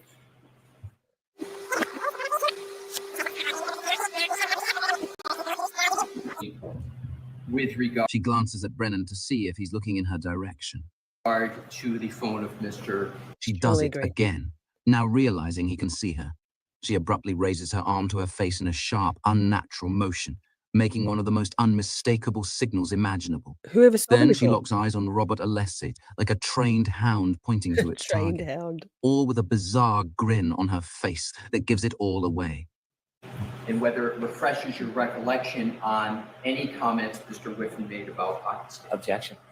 Brennan finally picks up Good her signal and screenshot. states his objection, and she couldn't be more pleased. It's one Yes, of the Biggie. strangest moments we've seen from this judge. As if the Right? gravity of a woman fighting for her life means nothing. She's just been caught sending covert signals to the very prosecutor whose conduct should be under scrutiny, not aided by the bench. Whatever her reasoning, this is unethical, inexcusable, and she should be removed for this infraction immediately. I'm going to see it sidebar for 2 minutes on this. Okay.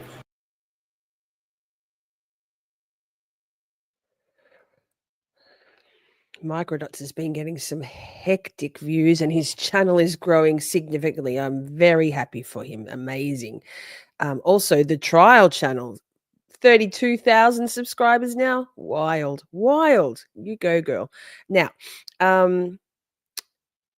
interesting that all of the LawTubers that I've seen discuss that moment have all gone, no, I don't think it's a hand signal. I don't think that she's signaling to anything. They say sort of as a collective, no. Hank isn't throwing it. No, there's no collusion. My problem, and Andrea said her problem is that Hank and Bev are such besties that they can have these little in jokes, right? That they know, that's what you do with your mates, with your friends. So now, thank you so much, Besties Squad. This is what I tried to show you at the start of the stream, which you can't see at the moment. It's great.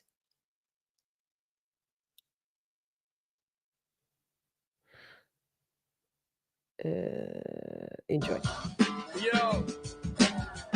Oh no. I'm turning the music off. Nobody needs a fucking copyright strike. Me, not me.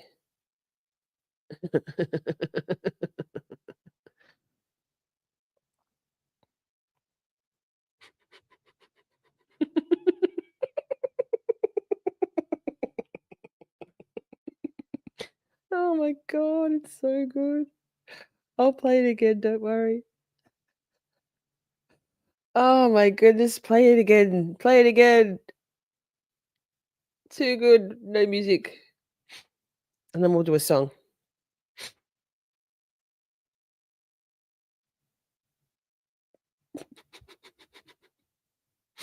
Oh, he's a laughing stock. What a dick. Broke back Bukkake.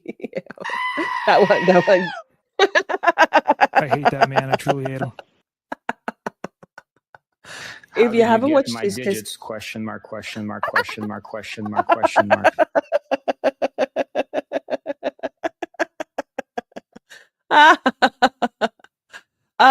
Now let me just check.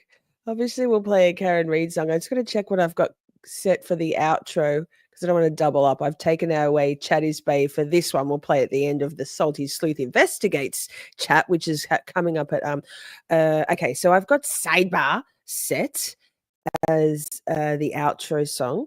So why chat? Let me know why there's a poll. I should end the poll. It's too late. My brain. Do you want the OG free Karen Read song right now? If we're having sidebar at the end of this live stream between the next one, do you want OnlyFan, the OG free Karen Read song, free Karen Read 2, or I hit him X3 with Jennifer McCabe? Let me know.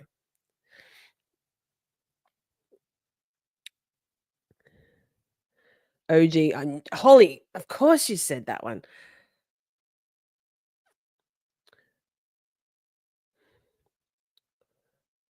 Massachusetts, what the fuck? That's a good one too. We'll play. You know what? We'll play them all tonight. Let's do. Yeah, let's do. We'll do. I think we'll do I Hit Him X3 because it's more relevant for this trial. Because I mean, the Commonwealth didn't call any of those other witnesses, did they? Now some music. The Supreme Leader decrees it. If I could only scroll fast enough. Sadly, I can't. Enjoy. We'll be back in just a tick with more recap stuff. Can you show me? I don't recall. That's what it says here on this paper. Don't remember it at all. But dials, deletions, 227 search holes, long to die and cold. You ask, gonna knock you off your perch. I hit him. The story keeps changing, evolves. I hit him. They threw Karen Read to the wolves. Nothing nefarious about calling Sister Coco. Alan Jackson tried to turn the surgeon loco. Took a drive to see Sergeant Lang. The morning after that dark night, it's called a shame. I hit him. The story keeps changing, evolves.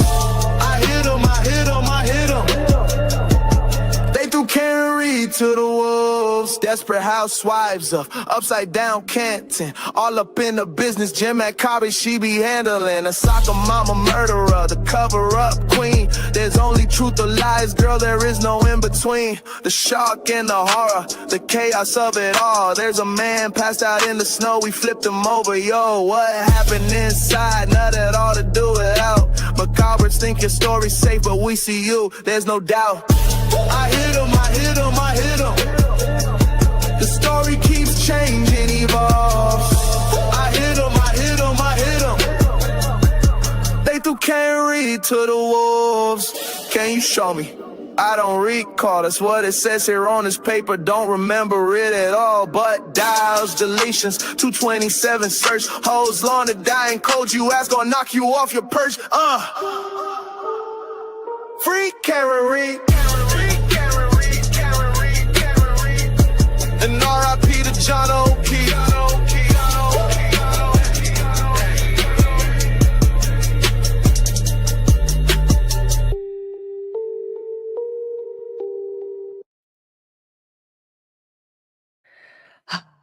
Oh, look, that's still there.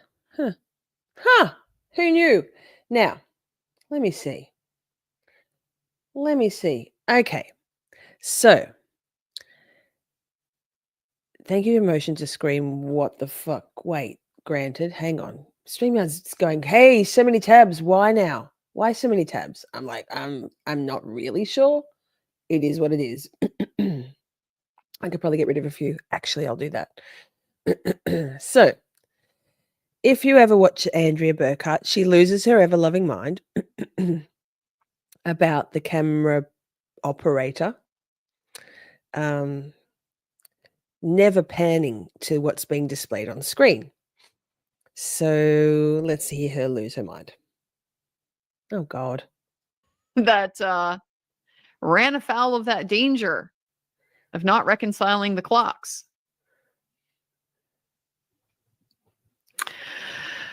During a lot of this cross, I think I have reached the point of I think I'm ready to just fire court stream people, period. I'm ready to just use the court's own video court system, like they're doing in Idaho, like they're doing in the Koberger case. We're just going to, every court in the country is already set up for Zoom court. And guess what? Because it's set up for Zoom court, it's set up so that you can see everything you need to see. Because this camera guy is a freaking idiot. And it's just kind of a constant issue when he doesn't know what we're supposed to be looking at or doesn't care.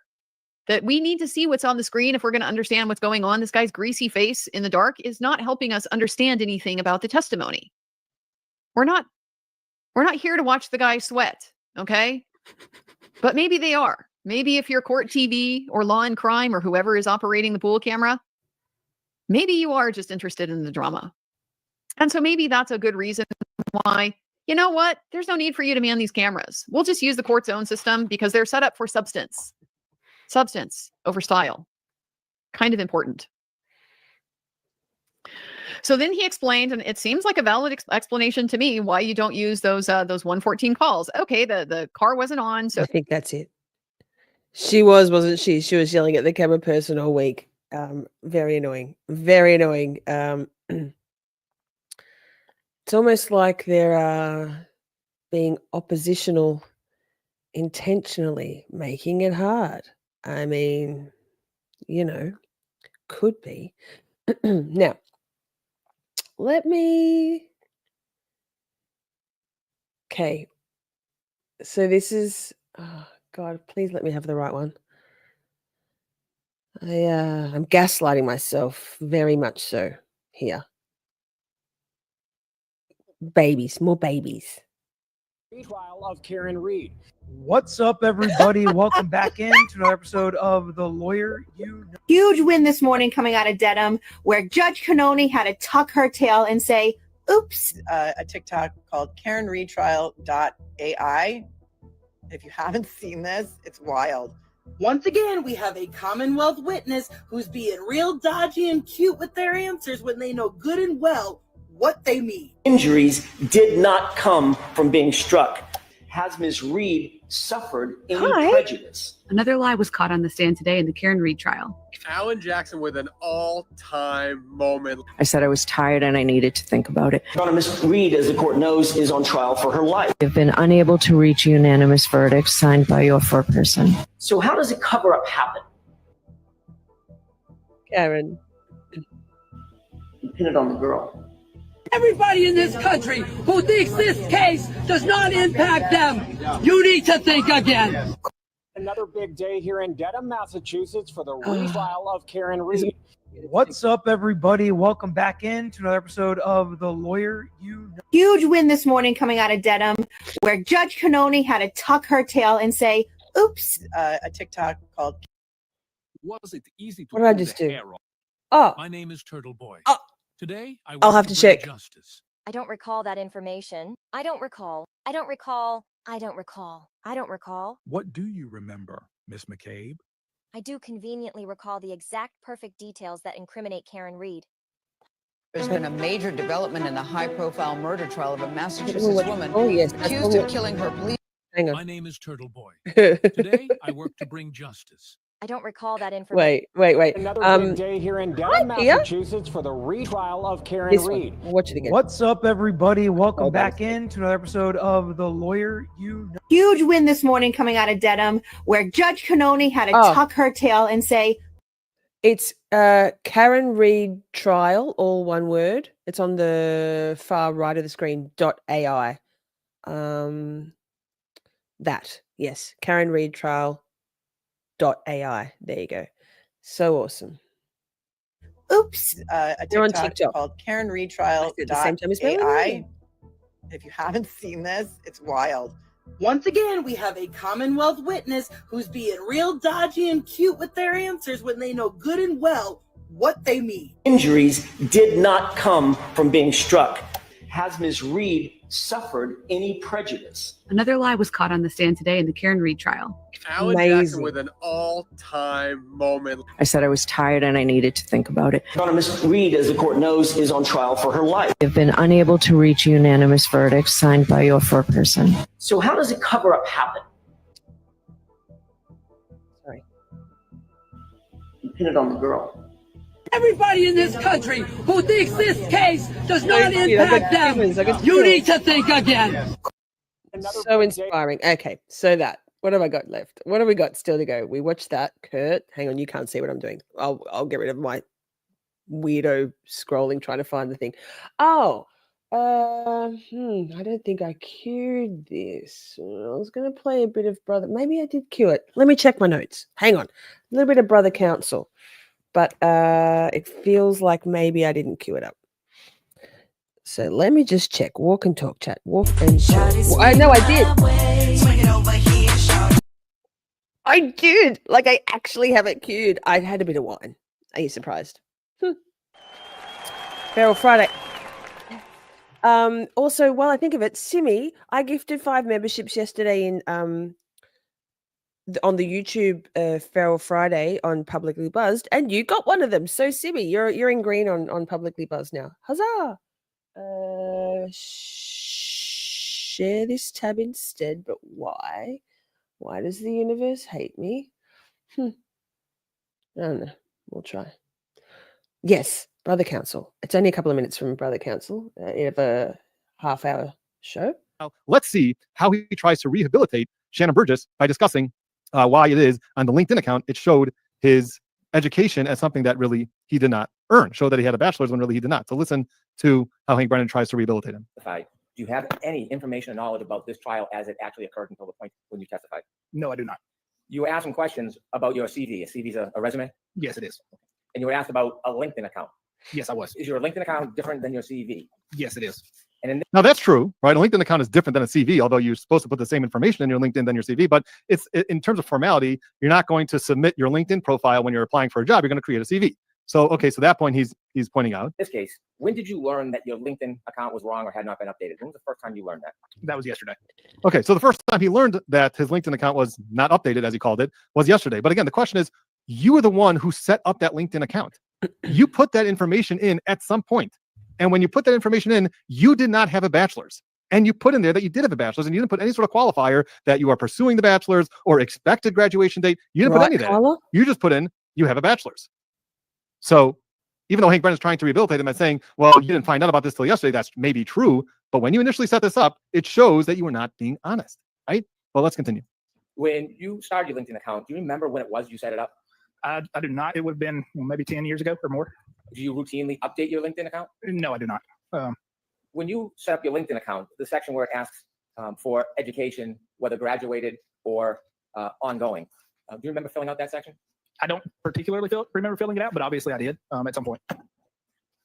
When you And that's exactly the point. He was the one who filled it out on the education portion, and he put in that he has a bachelor's when he doesn't. were asked about Aperture's website. So that was the end of that clip. Hang on. Get uno momento, chat. Because I think I might have just fucking X'd out of it. FML. I was going to play a clip from Emily D. Baker where she says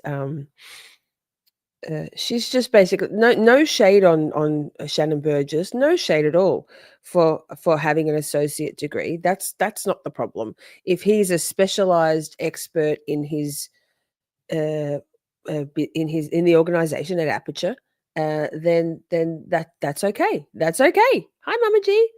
Excellent to see you. The problem is not the typos. The problem is not even that he perhaps, I mean, it's a little bit of a problem pursuing the degree for 17 years, if at all. Exactly, Pammy. The problem is that he lied and lied some more. It's fraud. So now we're getting to let me wait. Okay.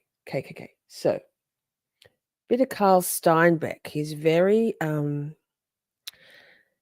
he made some assertions about Dr. Wolf, like the real thing, hungry like the, but about the fact that he might have been paid up to 50 grand for that testimony. I don't know about that, because then I think it was Rob on Law and Lumber suggested that he probably didn't get paid much at all. So either way, phonetically, as I can't even say it phonetically, Isaac, he'll tell us.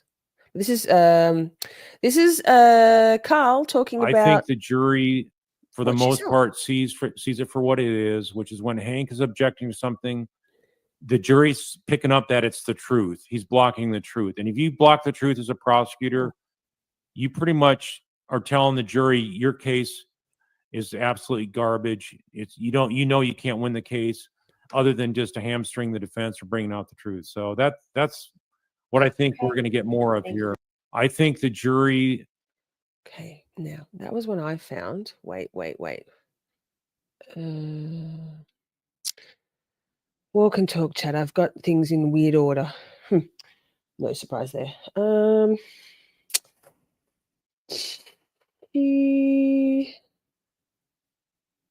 Okay.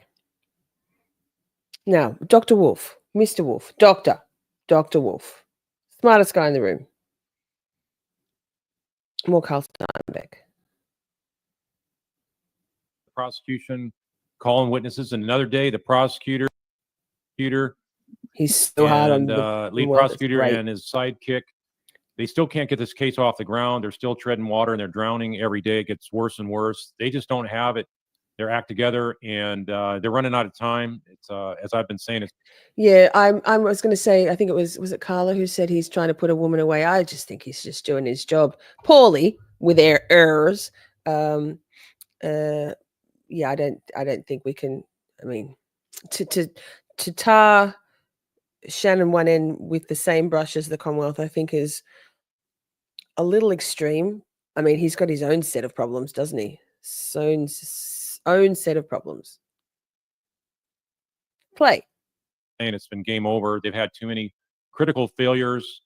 They don't have the kind of attorney skills that are needed to win a case. That's really a tough case to win. And here they don't have the facts that make it a winnable case. And so you have that, as well as their tactics that they're using, especially by Attorney Brennan. And so his tactics and manner of style in the courtroom are actually alienating the jury. And so it's actually a worse case for the prosecution, because they don't have the credibility in front of the jury. They keep on bringing up stuff that either is irrelevant or else it's helpful to Karen Read. And so let's go ahead and talk about how the day went. So we had a 40-minute delay here because the judge, we'll get right into that. The judge had something to say to the jurors here. Hang on. We have watch this. I'm just trying to find something about Dr. Wolf that I saw on Aiden's page. Interesting. Let me see if I can find it. He posts a lot on Twitter, I'm saying. I guess the fan isn't turning. All right, here we go. Just listen to Carl for 1 sec. I went to the wrong spot. Hold on. To the 40-minute. Okay, here. Pause. Where was I just then? Shit. This. Share this tab instead. So here's a few. This is about just before we. This is ShaNon Burgess. Remember I said so. Jess Machado. ShaNon attended university. So this is an email she got back. ShaNon she inquired to the university about his degree, or currently pursuing. ShaNon attended the University of Alabama at Birmingham from August the 29th, 2016. Excuse me. Yikes. Through to August the 9th, 2019. Please let me know if this is sufficient. Yes, more than sufficient. Well, let me just find this thing. Let me see if I can find it. A lot of tweets. Here we go. So these are some Google reviews of Dr. Wolf, like the real thing. This is from long. These are not just bodgy reviews. Done. Like people send in reviews to D&E Pizza, for example. Since all of this, this was 11 months ago. Dr. Wolf and his staff are not the caring patient service you need. Wolf is easy to dismiss and not let others feel what we are going through. His receptionist and practice manager are no help and clueless to matters. These fake 5-star reviews from staff to maintain his image is false hope.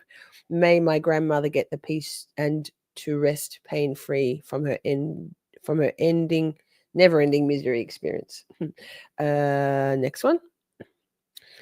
2 years ago. Lymphoma. It's been many years, but you don't forget the man who told you that your fainting spells accompanied by a lump in your neck and chest pain were all in your head and that you need a psychiatrist. I wrote his office and they denied it. Unfortunately, medical records do not exist that far back anymore, late 1993, early 1994 timeframe. I was diagnosed with lymphoma, stage 3B. Perhaps would have been caught earlier had he not dismissed an 18-year-old young woman. I also developed 2 other forms of cancer following cervical and a type of leukemia. Perhaps he treats older people with dignity and respect. Beware to anyone else. One more. So anyway, I won't read all of that because it's a lot. But there's a lot there that suggests that he's not the best guy. The best. Now, where were we? Carl, wait. Let's go to a bit more Law and Lumber. Rob, all over the place tonight. Dr. Wolf. Again, overreaching. You had the evidence. Hi, Joe Schmo. You had it, but you pushed really hard. No, forehead, the skin. So Rob was reviewing, obviously, the testimony and went to the redirect. Oh, no, wait, I'm not sure now. Perhaps still the direct. But basically, when Brendan was pushing and pushing and pushing, yeah, Micah, exactly. Skin tears, they're still correct. Was it a colder part of Minnesota? Absolutely, God Very complex. cold part of Minnesota. 100%. Minneapolis. I'm sorry. Did you often see these type of injuries there? And smoke some fucking 2 packs a day by the we sound took of it. care of a trauma center, Hennepin County. Very frequently, patients that are drunk fall down on ice sidewalks and could develop, lacerations in their head, epidurals, which are blood clots above the dura, because they fracture a bone in the temporal area and they can get a bleed from a fractured artery. And it happens when people are shoveling snow and have a heart attack and fall backwards. So there are various ways that people fall, resulting in head injuries and lacerations to their forehead or to different areas of their head. Excuse me, Mr. Doctor, sir. Mr. Learned Doctor.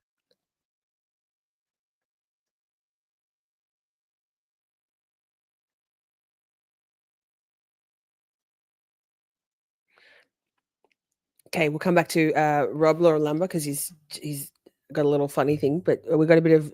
So Larry was on Larry Foreman, DUI guy. He was on Kurt through the week for a little bit. I think he just popped in to do a little bit of live react. So this is about go motion to screen. What the fuck, granted, love it.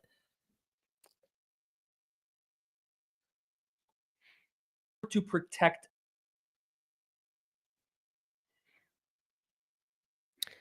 He's a brain surgeon. Even calling it a brain surgeon to me was like, say neurosurgeon. Their identity. Apparently, he's a neurosurgeon in Miami. In order to protect their identity, we're going to call them Jane Doe. Could be a man, could be a woman. It doesn't matter. So Jane Doe has had a procedure scheduled with this doctor over the next few months. Here's what they had to say. Dr. Wolf is, all caps, my neurosurgeon. Oh, really? Well, how do you feel about him? They reply, I was in shock when I saw that it was him. I had a procedure scheduled. He is the director of a Miami center where I was scheduled for a procedure. I'm not going to go into too much detail because, again, I don't want to divulge the identity of the soon-to-be former patient. Here it is. I did not get a good impression from Dr. Wolf. Not so nice and somewhat gruff bedside manner. I have been contemplating postponing him, and then I saw his testimony on Wednesday. I have been following the Karen retrial very closely. Get this, in their own words. For Dr. Wolf to say that John O'Keefe's injuries were from hitting his head on the flat ground is ... crazy. Obviously, he was paid to say that. Not my words. So I say, well, are you having second thoughts about having Dr. Wolf as your doctor now after what you saw in the Karen retrial? Well, they reply, I think he was dishonest. And that kind of pushed me over the edge, and I'm going to find a new doctor for my treatment. I asked, like, was it the trial that really solidified your desire to get a new doctor? And they said, well, the truth is, I was put off before the trial by Dr. Wolf and his demeanor, his mannerisms, etc. Did not help at all. Help the defense. That testimony in the Karen Read trial with the death of John O'Keefe cemented my desire in getting a new doctor. Wow. Folks, you can't make this stuff up. A lot of these experts that are being, liars for hire, as I like to call them. Liars for they will hire. say I whatever love you that. want, just pay them. I don't know how much, based on what I'm seeing, at least with this one soon-to-be former patient, I am not here to try and trample over a man's career. He's trampling over his career himself. I don't need to help him in any way. He's at the end of just his career. Reporter. I'm acting in a reporter capacity / attorney commentator. It is unbelievable to think about the fact that they were already unimpressed with him. And now this Jane Doe character is going to go out and get a new doctor because of the testimony. I have never seen this before in my life, folks. That's impressive. That's impressive. This is how much Wolf is hurting his career that is actually already actively affecting his pocketbook. His amount of patients may dwindle. Those who are at least following the trial and those who talk and listen. There's some people that are just going to go, I don't care. He's my neurosurgeon and I trust him. And that's fine. I don't care. Like, let him do his business. I'm not trying to ruin a man's career. Like I said, he did it to himself. I don't need to help him. So without further ado, let's dive into the. Very interesting. Now let's go. So Rob was Oh, I just confused myself. I'm like, wait, what's that screen? Yikes. Hang on, Rob's something, can't remember. Mr. Learned Doctor, who is probably one of the smartest people that's ever sat in a witness stand that I can think of and recall in my history of watching or observing any particular trial, who probably took a monetary loss on today because of how many surgeries he had to forego in order to appear for today's testimony. So that was interesting to me when Carl Steinbeck was opining that that Dr. Wolf would have been paid somewhere in the range of 50 grand to appear for his testimony, to not just to come to court for the day, but to review the autopsy, etc., based on back in the early 90s when he had to fly. Carl Steinbeck had to fly in a doctor, a specialist who said he wouldn't forego anything for less than 5 grand. So that's 30 years ago, right? So, but then Rob's saying he doesn't think that. Rob's saying he would have lost out because of the surgeries he had to forego. Somewhere in between. Exactly. Are you telling me that in addition to being propelled or struck by a vehicle and a vehicle being a possible mechanism by which a human would fall and hit their head on the ground, that there are other alternatives that might apply an equal level of force that could result or yield in the same injury that might occur, such as an individual that is shoveling snow and blacks out and hits their head on the pavement, or a drunk who is, I don't know, leaving a bar at 12 o'clock in the morning to go to hang out with more friends after they've had several drinks, and who's, I don't know, walking in a certain direction and because they're drunk falls? Are you telling me that the subject matter of your testimony, when being asked questions about his experience in Minnesota in working a trauma center, is that an individual can fall and simply the speed and acceleration that results from an individual falling from a standing position onto the back of their skull is enough to cause an injury that is consistent with that sustained by John O'Keefe? I don't need to know whether he went in the house or not at this point in time. I don't need to know anything. This witness just told me. They just told me that it is equally likely, from a medical perspective, if I'm looking at the injury of the brain, it is equally likely that John O'Keefe slipped. And by the way, I wasn't the one that said the cold, hard ground. Notice, Dr. Wolf is the one that said ice, pavement, curb, concrete. You know who's trying to intimate to Dr. Wolf that the cold, hard ground is the one that caused the skull fracture? Hank Brennan. That is what Hank Brennan said. So you, Mr. Learned Doctor, have just told me that John O'Keefe could have just as likely been walking towards the house after Karen Read left, and in the process of walking towards the house, slipped because he was drunk, fell on the back of his head, and resulted in the same injuries that he sustained. Now, there's a whole lot of other work I got to do there. I got to understand. I would still have to understand the. Okay. All the throat clearing. Haven't even had cheese. We'll have to get some in a minute. My tummy is grumbling audibly at this point. So let's watch Alan Jack's. No. Who? Wait, who? Alessi. Who crossed? Alessi. Silly me. Of course I knew that. Trial channel. Thank you. Shout out. Morning, doctor. I don't think we've had the pleasure of meeting. Welcome. Thank you. More cool. Sir, can you just describe, you started to do it a little bit on direct, a typical day for you? I wake up at 4:15 in the morning. BRB. I go to my center. I set up patients with frames for their either radiosurgical procedures or stereotactic craniotomies. I go home.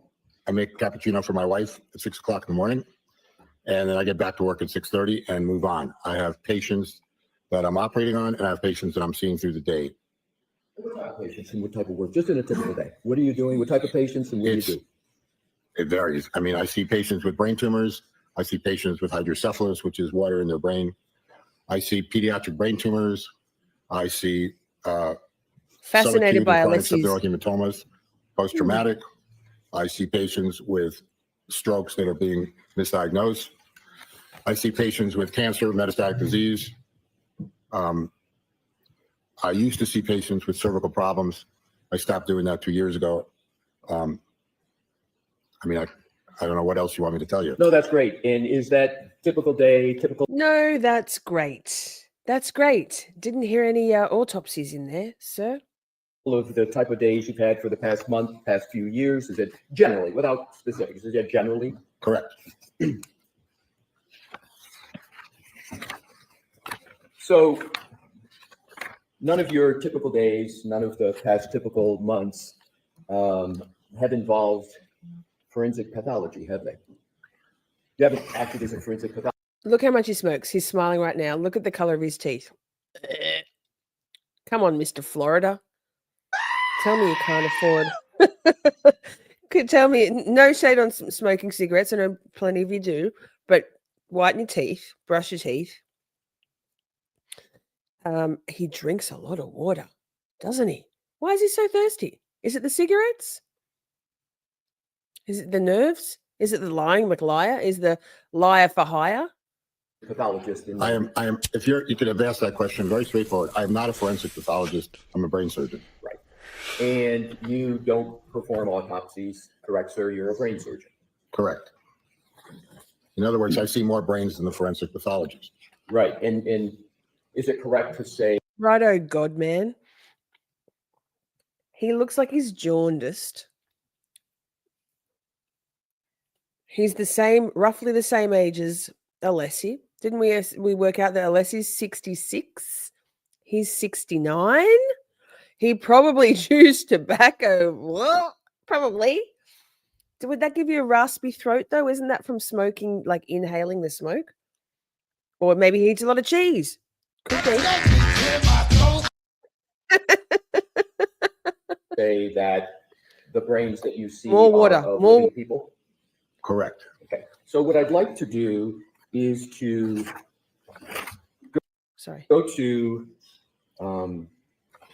a different part of the head than was discussed, but sticking with the decedent. Excuse me, I didn't hear the last one. I'm sorry, with the topic is going to be Mr. O'Keefe, the decedent in this matter, sir. Which statement? You testified about raccoon More eyes. brains. The medical term for that, sir, is ecchymosis, right? Correct. I don't think he liked the fact that Alessi said ecchymosis when he just said raccoon eyes about 49 times, 69 times in the indirect. Who? Did she take offense to? Did she take offense to him saying he sees more brains than medical examiners? All the LawTubers I heard, I haven't been watching Justice Serve TV, but all of the ones I heard took more offense to him saying he stuck his fingers in brains. There's plenty of other ways. I was getting full body, gross. And ecchymosis, raccoon eyes, does not cause a laceration to form on an eyelid, does it? No. Are you aware that Mr. O'Keefe had a laceration to the outside area of his right upper eyelid? I am aware that the ME described that. Yes, sir. Now, could, Your Honor, I'm going to, with Your Honor's permission, ask More to publish brains. what is already Right, in sure. evidence in a moment. Okay. Mr. Wolf, What exhibit number, Mr. Alessi? we're going to. Sorry, it's low volume. Thank you. Dr. Wolf, have you seen this photo depiction before today? I believe I have. Is it correct that that injury on the upper right eyelid is caused by the application of force directly to that area of the front of the head, again, namely the upper eyelid? That's possible, yes. Is it more than possible? Is it probable that that injury was caused by the application of force directly to that area of the front of his head? Well, an easy answer to that would be is that that's not part of the periorbital ecchymosis. Thank you, sir. That was exactly going to be my next question. This injury is unrelated to any Why of is that what you've thirsty, been sir? describing, the fall backwards, the force transfer inside the skull, the, as you Ew. described it, the dura, the cerebral spinal fluid, all of that dynamic that you so ably described on your direct examination. This injury has nothing to do with that, correct? Correct. Boom. Boom. Boom. Thank you for answering my questions, Dr. Wolf. A pleasure again. No more questions at this time, Your Honor. Any brief follow-up on that? Strongly agree, Shelley. What did Shelley say? He has a huge ego, and I don't think he really wanted to testify. I found him offensive. Same. I don't love, excuse me, a lot of medical folks because they all give me the vibe of my delightful father. Not that keen. Not that keen. Surgeons are a special breed. They generally don't have a hugely delightful bedside manner. And I mean, brain surgeons, you've got to be pretty full of your fucking self, don't you, to think you can fuck with people's brains. However, he doesn't get in there and do like scalpel shit. He uses gamma rays and like crazy shit. So that now, my tabs. So let's go to Christina Hanley. What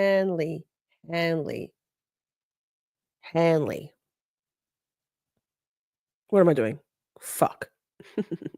That something professional, lol.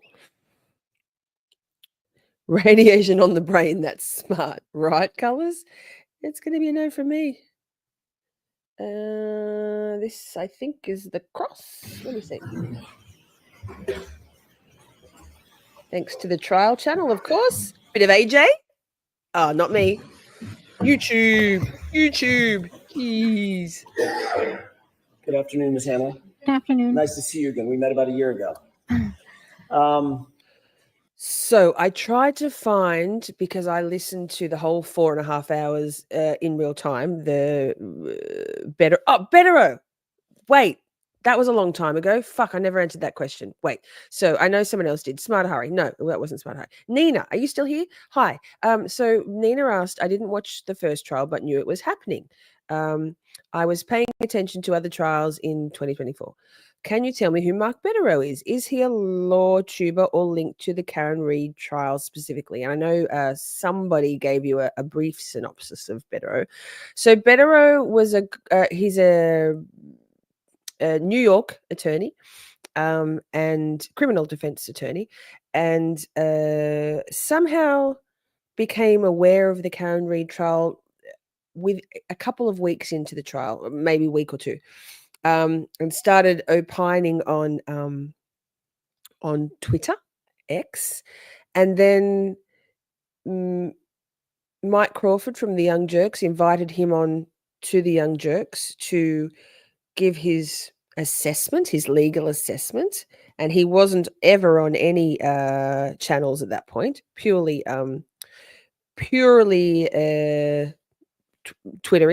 tweeting. And then so it was Mike Crawford, Mazza Media, and Mark Bederow. So the 3 M's basically did, and they're fucking fantastic. I used to be a mod for the Young Jerks, not anymore. Basically every night of trial, Bederow and Crawford and Mazza Media would have these fantastic discussions, so worth watching. Bederow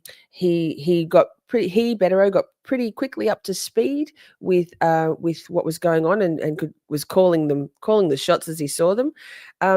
He then joined Aiden Turtleboy's team, defense team, and so can't speak to that because that's still ongoing, and also applied to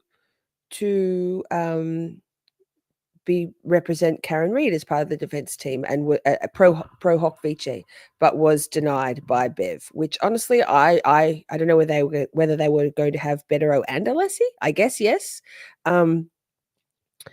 But if I had to choose, with all due respect, Mr. Bederow is fantastic. Excellent. Thanks, Nina. Good. Here's my answer. Sorry, my brain completely forgot. So I prefer Bederow's commentary, and he's doing the rounds. He's been on Defense Diaries twice. He's been on Uncivil Law. He's always on Nurse Kim. The lawyer, just did a show with him yesterday. He is bloody everywhere. Actually, I reached out to Bederow just the other night to see if he'd like to come on the channel. I guess I don't have the subscriber numbers, which is fair. He's very busy. He opened my DM, same as the last time I asked him on, and didn't reply, which, like, I don't know. Bit disappointing for me, to be honest. I would think it would be nice just to say thank you for the invitation. I'm super busy. Anyway, yes. So he still commentates, and he's great. He's riveting. He gives great assessment. He calls balls and strikes. He's appalled by everything, and yeah, he's great. So there's Bederow. Now, what was I saying about Bederow here? So Bederow and exactly, Shelley, Alessi is a law god. And if I had to choose in terms of being on the defense team, if I had to choose one or the other, 1,000,000,000% would choose Alessi. What would this trial be without Alessi? Like, I love Yannetti, love Jackson, love Liza Little, but Alessi's doing it all. I'm interested to see what the defense do with their case in chief, who's going to be examining their witnesses. We'll see. We'll find out. Not long now. So anyway, all that to say, Runkle and Bederow were talking about Christina Hanley and how terrified she seemed. Terrified of Alan Jackson. So Alan Jackson's doing his best, and he did a lovely job, I think, of trying to, I'm hunting lions out here, but you're not on my shit list. You're not on my shit list. So that was a fucking long-winded thing, wasn't it? You know me, can talk. First things first, you were just talking about some plastic pieces in 7-18.8, correct? It was 7-18.18. 0.18. I left the one out. 7-18.18. We're dealing with a lot of numbers. I'm going to see if we can cut through that here in a second. First of all, you indicated that you were doing a comparative analysis in different, different categorical ways, using microscopy, using the microspec, using the FTIR. I think you also use the FTIR in that as well. Yes. And you indicated that your analysis concluded with those pieces could have come from the same source, from the source in 3-1, the taillight. But you're not conclusively saying they did, correct? It could have come from, they could have a common origin, or it could have come from another source with the same characteristics. Right. So in other words, another way to say that, Ms. Hanley, is it may have come from the taillight, may not have. It's a possibility. Okay. I also want to ask you real quick about the taillight manufacturer. You were shown an exhibit. I think it's exhibit 200, and I think we have that available. With the court's permission, we don't have to cut the lights. I think the lighting is just fine. This is exhibit, or a photograph of exhibit 200 that you saw just a second ago. Quick question about that. In your inspection of that taillight, it's true, is it not, that is manufactured entirely of plastic or plasticine pieces? There is no glass in that taillight, correct? I have to check my notes. I don't think I noted any glass. Okay. So in other words, you didn't note any glass inherent in the manufacture of that taillight. It's basically plastic.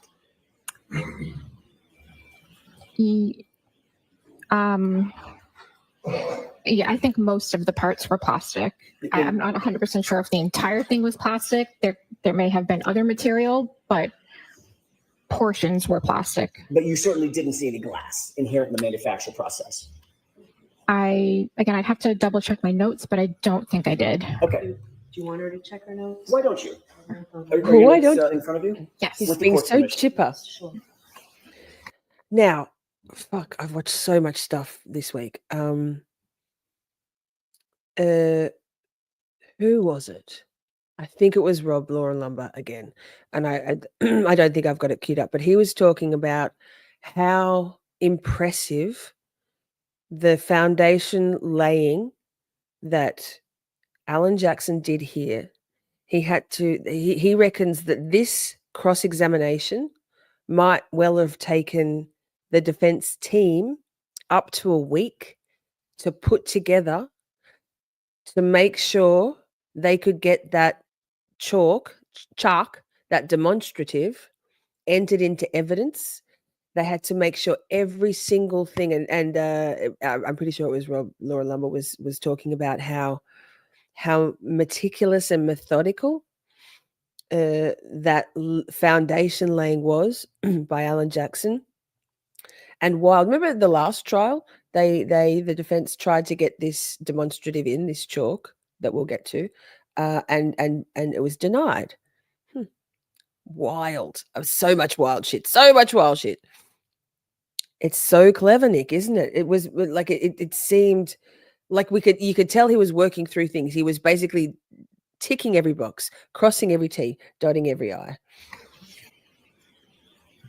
Okay, so I did not make any notation that I noted portions that were glass. Great. Final point before we get into the actual analysis. On any of the glass, I want to shift gears to just the glass material that you analyzed. That's correct. Okay. Ground air approach. So, oh God, good Lord. Thank you so much, Trial Channel, for getting rid of all of the fluffy stuff in the trial. So basically what Alan Jackson's doing here now is showing her all of the photos in evidence, all of the bits and pieces, making sure they're all, then tying them to the demonstrative to get it all foundation laid. Yes. Oh, my nose is running. Hang on. Play. I'll go off screen to do that. Photographs. That should be 2 photographs of the exact same thing. Do you recognize what's depicted in that photograph? I've never seen. I did not take this photo. So I'm not. I haven't seen them, so I don't know. So she's gone to the Bukkake school of not what's the word? Fuck. Not recognizing, no memory refreshed, no, these are not, I don't know, I didn't take this photo, not true and accurate representations, right? She tries, but he gets her. Like if you look at Alan Jackson's body language here on the edge of screen, he's so kind of like, you can see he's like, oh, okay, this has gotta work. And fuck, did it work? Oh no. Oh fuck, sorry. So I'm asking you to look. I know you haven't seen that photo. Does it look like the cup? It looks consistent with the cup. Okay.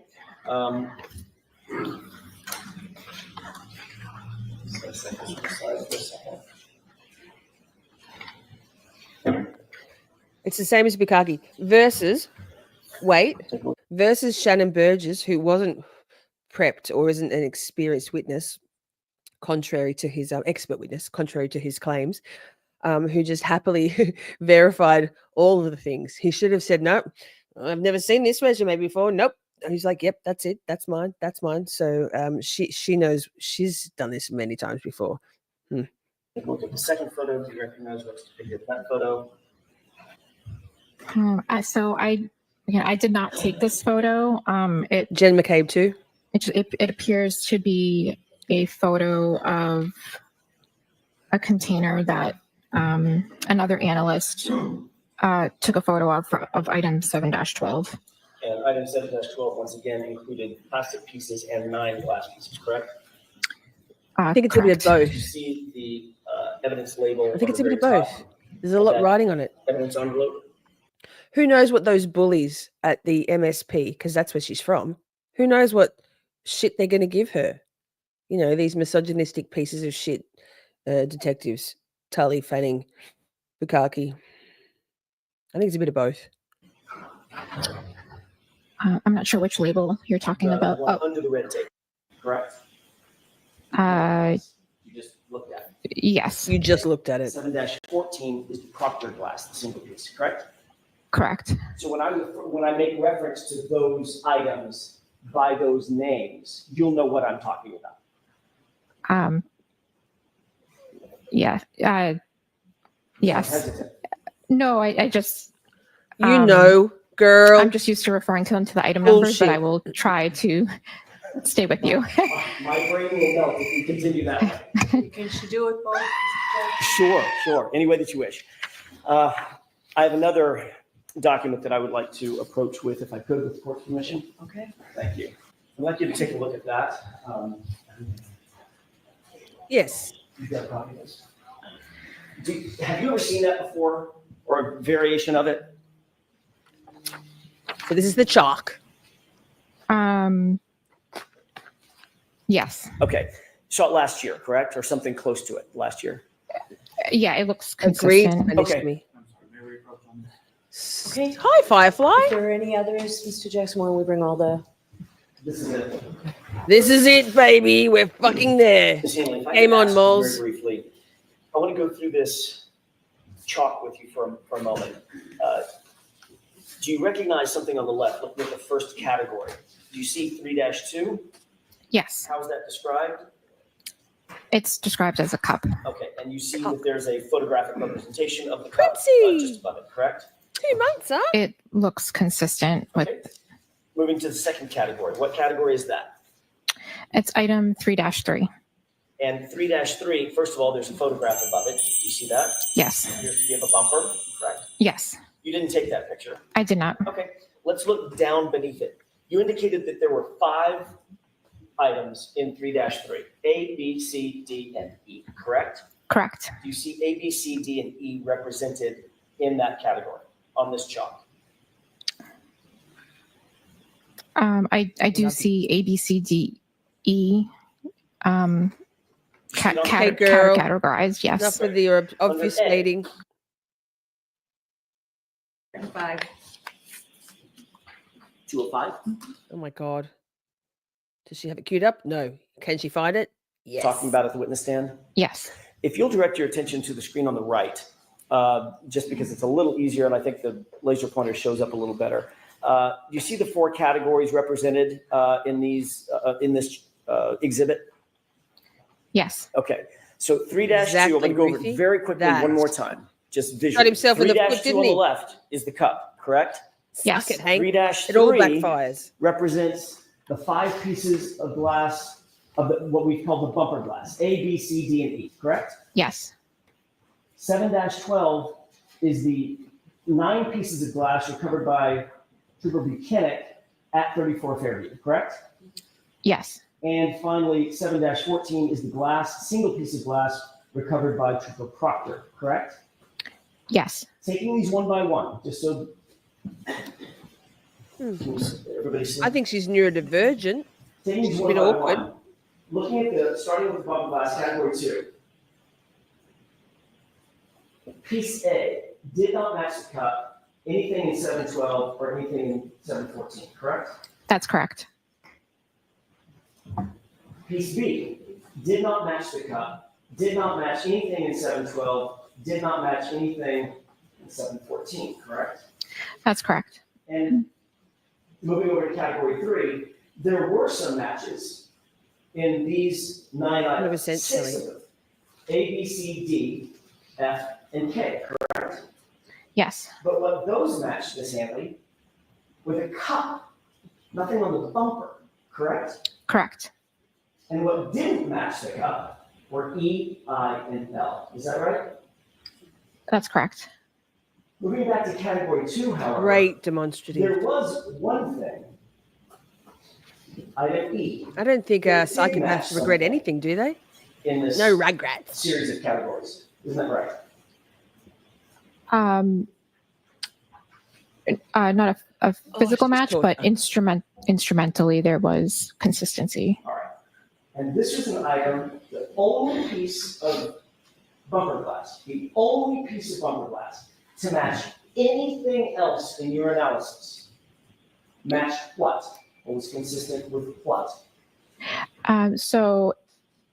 Evade, Item evade. 3-3, piece E was consistent in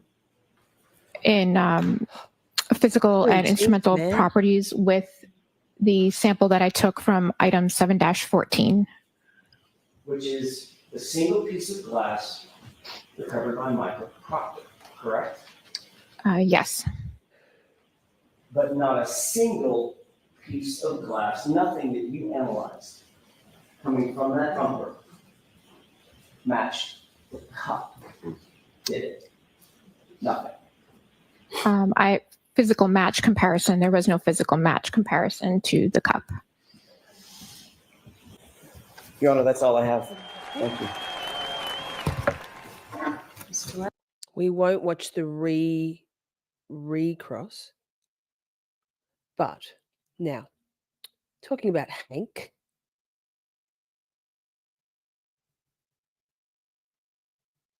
Thank you to Ms. What the Fuck for this one. Bit more Carl. But he sure gets mad, and when his mad persona comes out, it definitely is something that turns off the jury. He tries to be sort of nice and likable when he's doing direct, but as soon as he does redirect, and he's angry about all the points the defense brought out, then you see the anger in him. When he's an angry version of him, then it really, I think, turns off the jury. But he sure gets mad, and when his mad persona comes out, do you agree, it Chad? definitely I'll is play it something again. that turns off the jury. I'll He let it tries play to be sort of nice and likable when he's doing direct, but as soon as he does redirect, and he's angry about all the points the defense brought out, then you see the anger in him. When he's an angry version of him, then it really, I think, turns off the jury. But he sure gets mad. Yikes. Now, we're going to wrap it up so that I can go to the bathroom before we have our new live stream. Oh, I didn't do a redirect. You know how to find it. Don't you all, chat? We're going to have Salty Sleuth on our 13th juror. I can't wait to pick her brains. We're going to watch a bit of the Ali Motta, Melanie Little chat conversation that was yesterday, very recently. I think Friday. That was yesterday for you.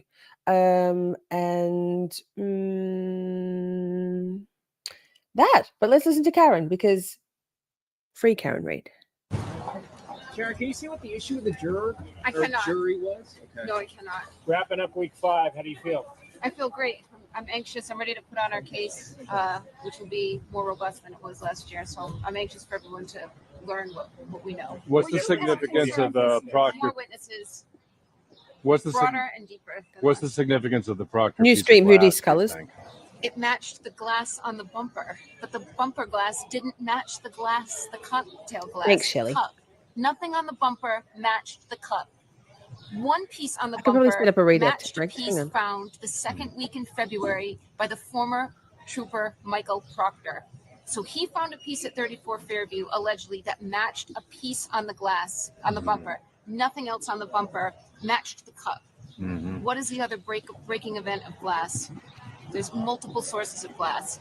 What were your feelings this morning when there was some kind of issue with the jury? What are the emotions? We've had these before, so we just wait for the judge to evaluate and let it play out, and it all works out. How do you feel about the jury? I feel good about the jury. I feel good about our selection, and I feel good. How about their case? I mean, they're almost wrapping up. How have you found it to be different, same, similar, etc.?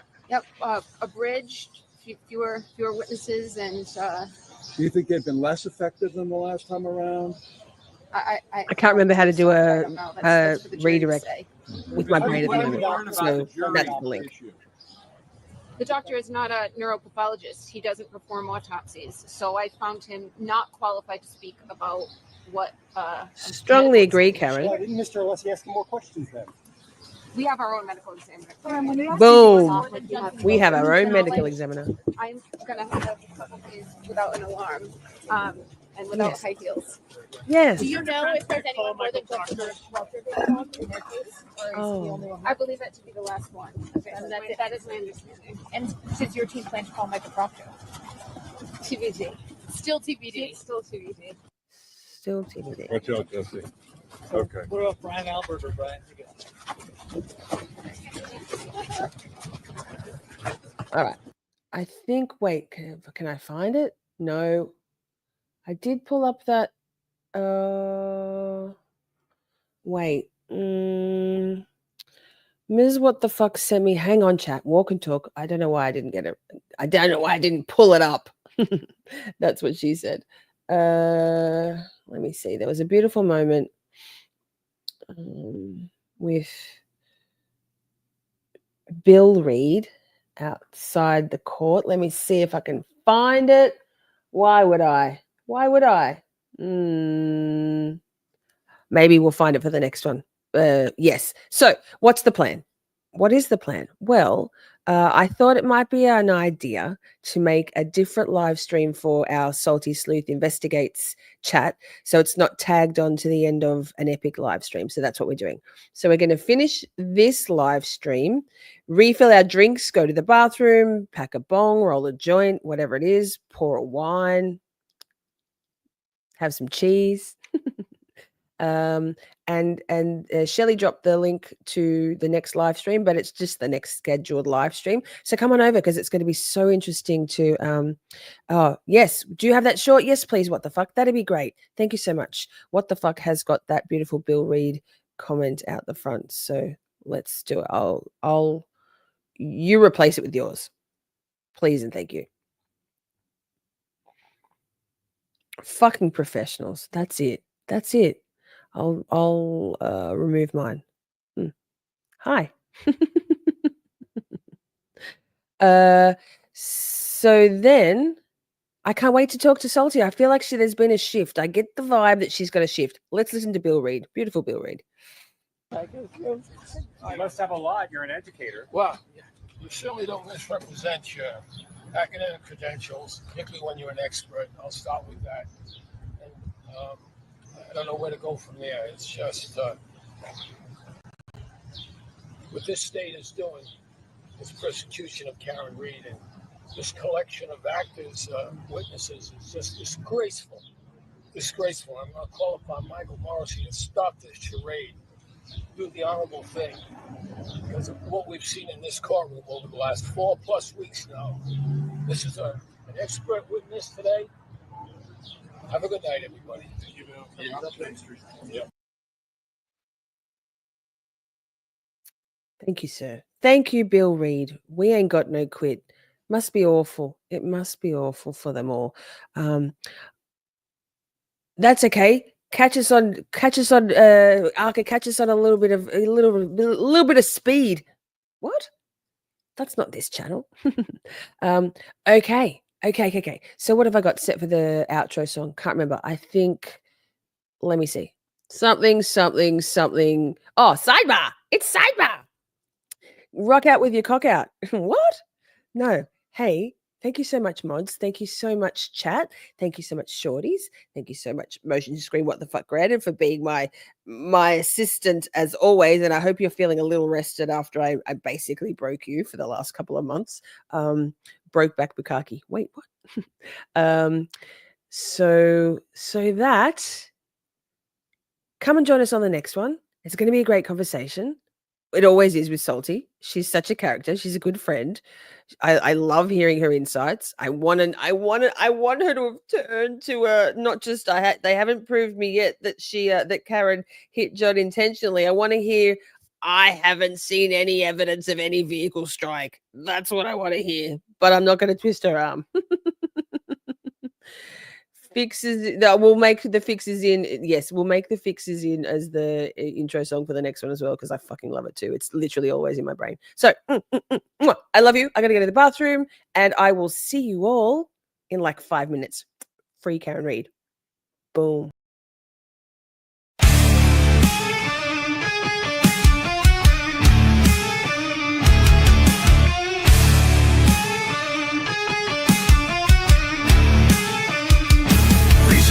Doubt, scream into silence, war in the courtroom, verdict or violence, your gavel tales and blasphemy, Mr. Jackson ask it differently.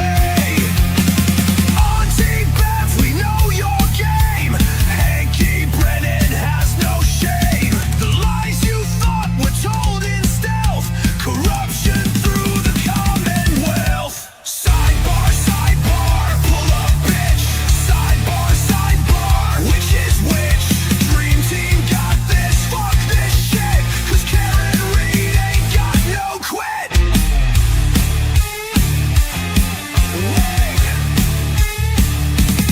Who holds the truth? They hide the proof. Don't say a word, remain aloof. Proctor with the sleight of